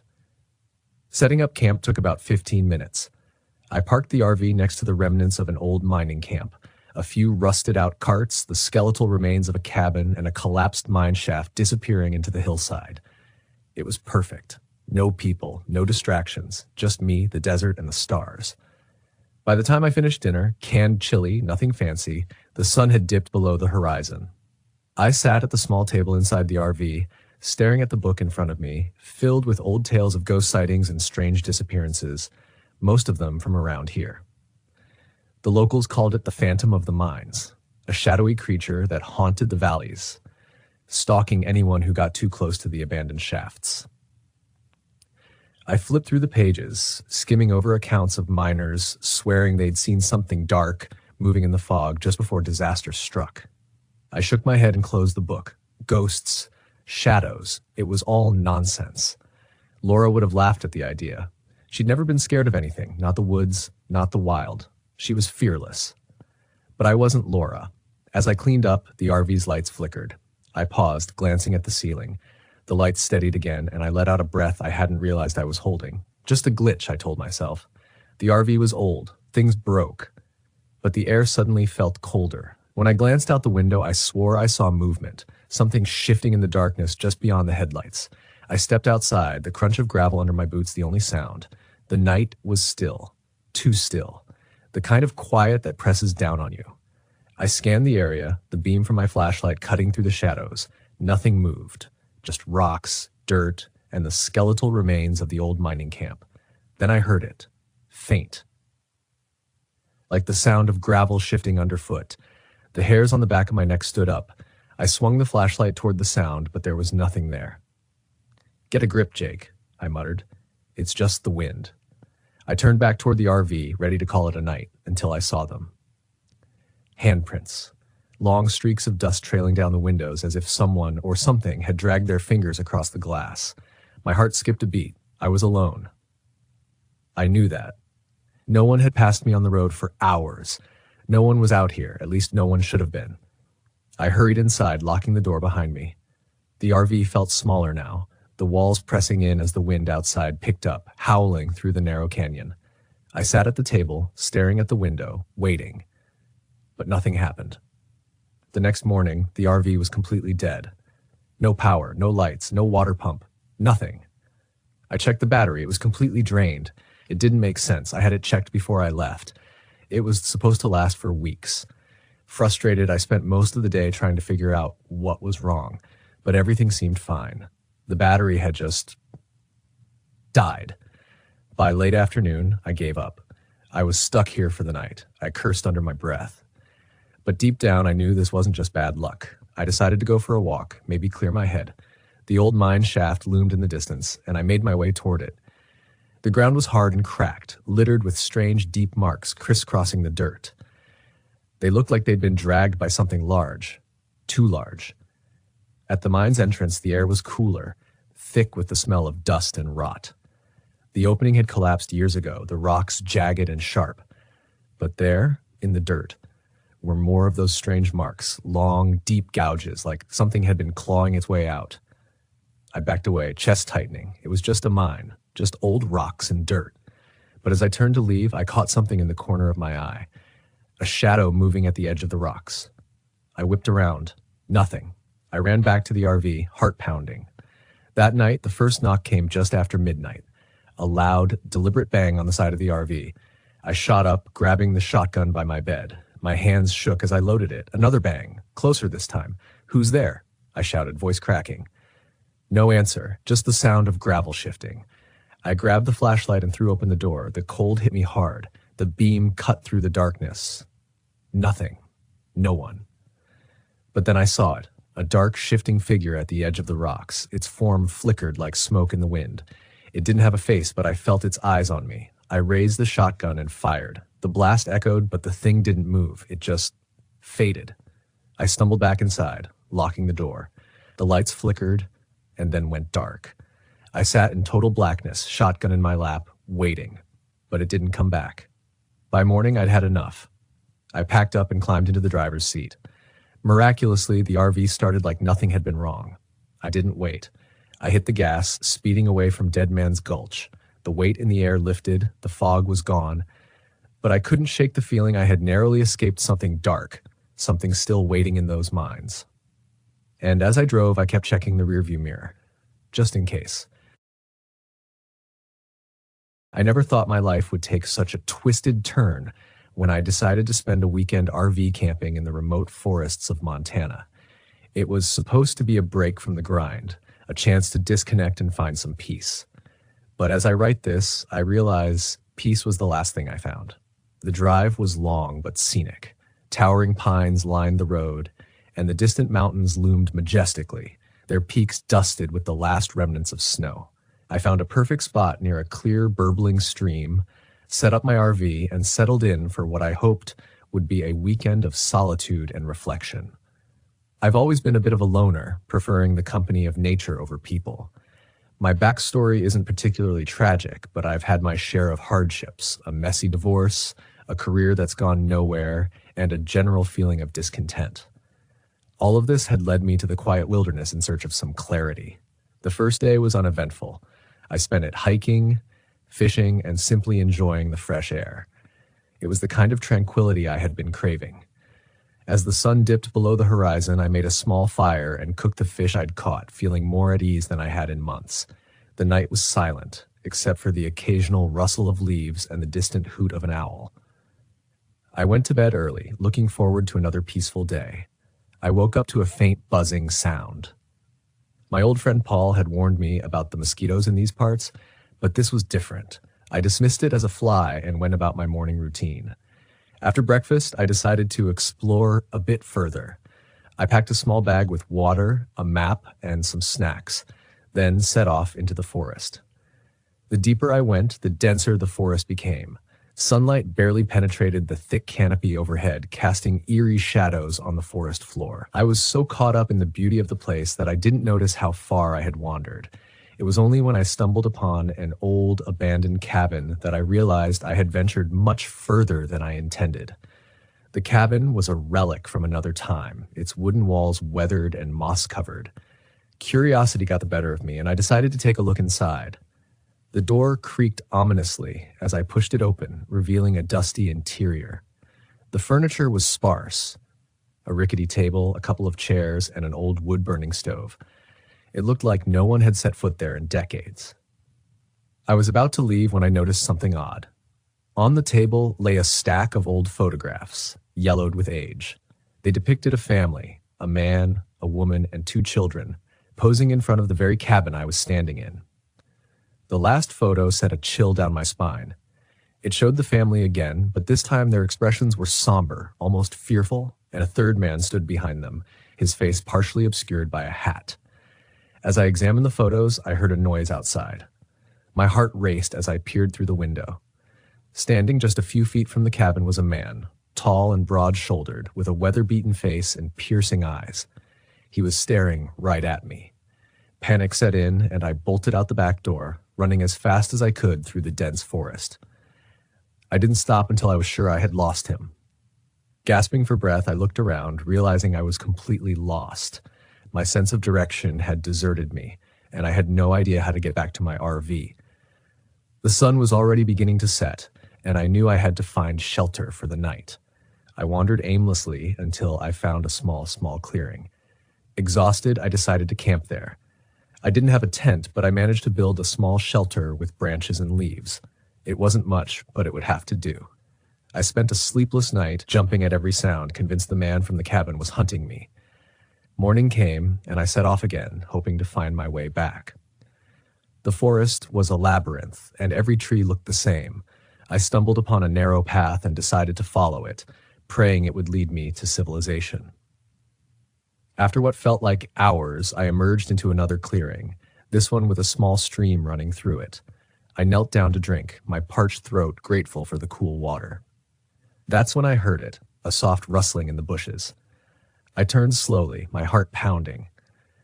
The man from the cabin was there, just a few feet away. He didn't say a word, just stood there watching me. I tried to stay calm, but fear got the better of me, and I took off running again. This time, he followed. I ran blindly through the forest, branches whipping against my face, my breath coming in ragged gasps. I stumbled and fell, my ankle twisting painfully. Desperation set in as I tried to crawl away, but he was there in an instant, towering over me. "Please," I begged. "I don't want any trouble." He stared at me for a moment, then spoke in a low, gravelly voice. "You shouldn't have come here." He grabbed me by the collar and hauled me to my feet. His grip was like iron, and I knew there was no escaping him. He dragged me through the forest back toward the cabin. I struggled, but it was no use. He was too strong. When we reached the cabin, he shoved me inside and tied me to one of the chairs. My mind raced, trying to think of a way out, but nothing came. He sat across from me, his eyes cold and calculating. "Why are you doing this?" I demanded. He didn't answer right away. Instead, he pulled out a knife and began to sharpen it methodically. The sound of the blade against the whetstone was unnerving. "People come here looking for peace," he finally said. "But this place, it has its own rules. You broke them." I didn't understand what he meant, but it was clear he wasn't going to let me go. Hours passed, and he kept me there, bound and helpless. I could hear the faint sound of my phone buzzing in my bag, but it was out of reach. The man occasionally left the cabin, but he always returned, watching me with those unblinking eyes. As night fell, I heard voices outside. Two men entered the cabin, both as rough and menacing as my captor. They spoke in hushed tones, their words a blur of threats and plans. I realized with growing horror that I wasn't the first person they had done this to. "We need to move him," one of them said. "Cops might start looking." My heart sank. If they moved me, I knew my chances of escape would disappear completely. I had to act fast. Summoning every ounce of courage, I waited until the men were distracted, then threw myself backward, tipping the chair over. The noise startled them, and in the chaos, I managed to free one of my hands from the poorly tied rope. I scrambled to my feet and lunged for the door. They were on me in an instant, but I fought back with everything I had. I grabbed a piece of broken glass from the floor and slashed wildly, managing to cut one of them across the face. He howled in pain, giving me the opening I needed. I bolted out of the cabin and into the night.